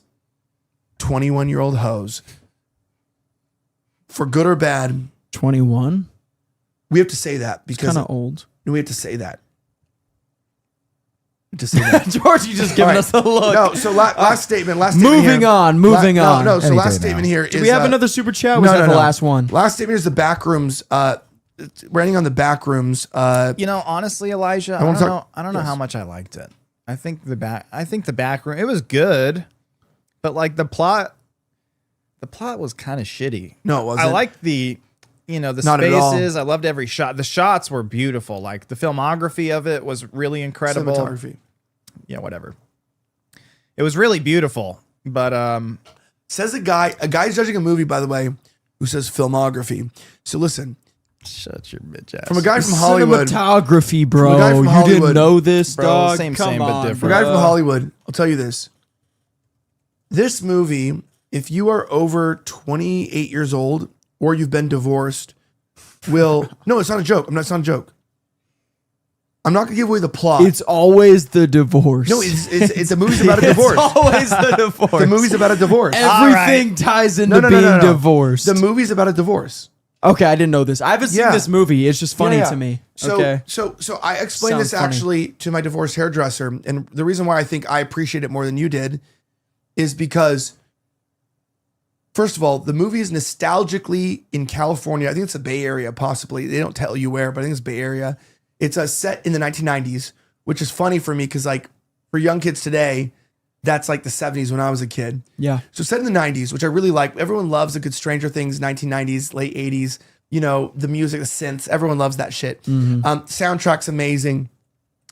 But the reason why I was really happy about this, it's a young director. It's his first film. You have to keep that in mind. He's 19 years old when he made it. 19. A 19-year-old made this film. And the reason why it was deep, and I'm going to do the Reddit response here that Georgie's going to kill me for later, is this. It intentionally starts out like a very normal, like 90s. It's intentionally exemplifies 90s cinema where it's about normal people and everyone's like, well, there's a black guy. No, it starts out about nothing. This doesn't give away the plot. A black guy was with a white girl, very DEI, whatever. No, but he got divorced and he's seeing a shrink, and he's an alcoholic, and he's basically depressed because his wife left him and he doesn't know why she left him. And the beginning of the movie starts out about a guy with a shrink trying to figure out why his wife left him. And she's trying to get him to understand about whether or not, there's no spoilers here, whether or not it's a role playing. Can you see that you think your wife left you? And this is, as a divorce guy, you understand this. You think your wife left you because she wasn't grateful for you. She didn't know what she had. She was like a hoe, whatever. She's stupid. But can you see that you were trying your best and you couldn't see that she was trying her best? And maybe who was affecting who in the divorce? And it's not about divorce. It's about the human experience. Like everybody left versus right and wrong. Everyone thinks it's the other person's fault in things. Then he ends up, I'm not going to give a plot, but he ends up in the back rooms. We know that. And it's a little bit like the movie The Platform or some of these esoteric movies. Mm-hmm. There is these illusions from their initial conversations, which we'll find of. It's like the people who enter the back rooms, you hate being there at first, and it can drive you crazy. But eventually you want to stay in the back rooms because maybe you just always love the chaos and the craziness of what it is. And you don't know if the back rooms is turning people crazy.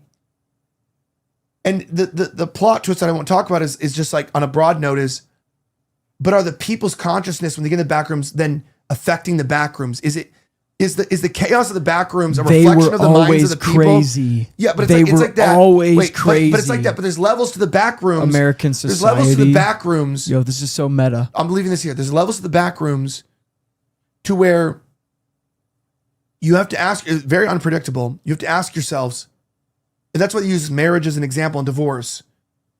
Why did the divorce happen? Were you the bad guy? Was she the bad guy? Were you both the bad guy, or were you both the bad and the good guy? Were you both good when you first started meeting, and you have problems, and your problems accentuate each other's problems, and it became confusion and a maze, and you can never get yourself out? Are the backrooms really bad, or are the backrooms just a reflection of the people that are inside them? And I think that's like, and then by the way, with the whole government thing, if you played the game, everything, it's like it does do a good job of like, no matter how much science you put into understanding it or whatever, no one fucking knows. You have to try to talk to the people. You can only talk to people who have been there, but you'll never understand. If you ask people who have been there, you can never understand what the back rooms are, because ultimately everyone's life experience is separate and individual. And you can tell a person who's never seen a dog what a dog looks like and ask them to draw the dog, but you might never fully understand what a dog looks like from someone who drew it, who never saw one. It's like it's a mind-thrilling bender. It's not a horror movie I thought it was going to be, on life and existence itself. It's a common theme in a lot of movies. A lot of movies have this theme, but it's like it's a movie where why I liked it is it's not preachy, and depending on this is actually why I think it's genius. Depending on what your life experience has been going into the movie, you will have thought something different about what the movie meant. That period. If you go into that movie with a different life experience, you will have a different experience of what the movie meant. And so if you haven't understood the totality, I would say this movie is primarily for older audiences. People who have experienced death of loved ones, divorces, firings, cancellations, betrayal, those types of things. Young people who are retarded won't like the movie. Yeah, why do you say retarded? Well, because if you're an idealist, but you didn't even see that movie in theaters. But you didn't even see it. Matthew McConaughey, I met him. Exactly. Fuck you.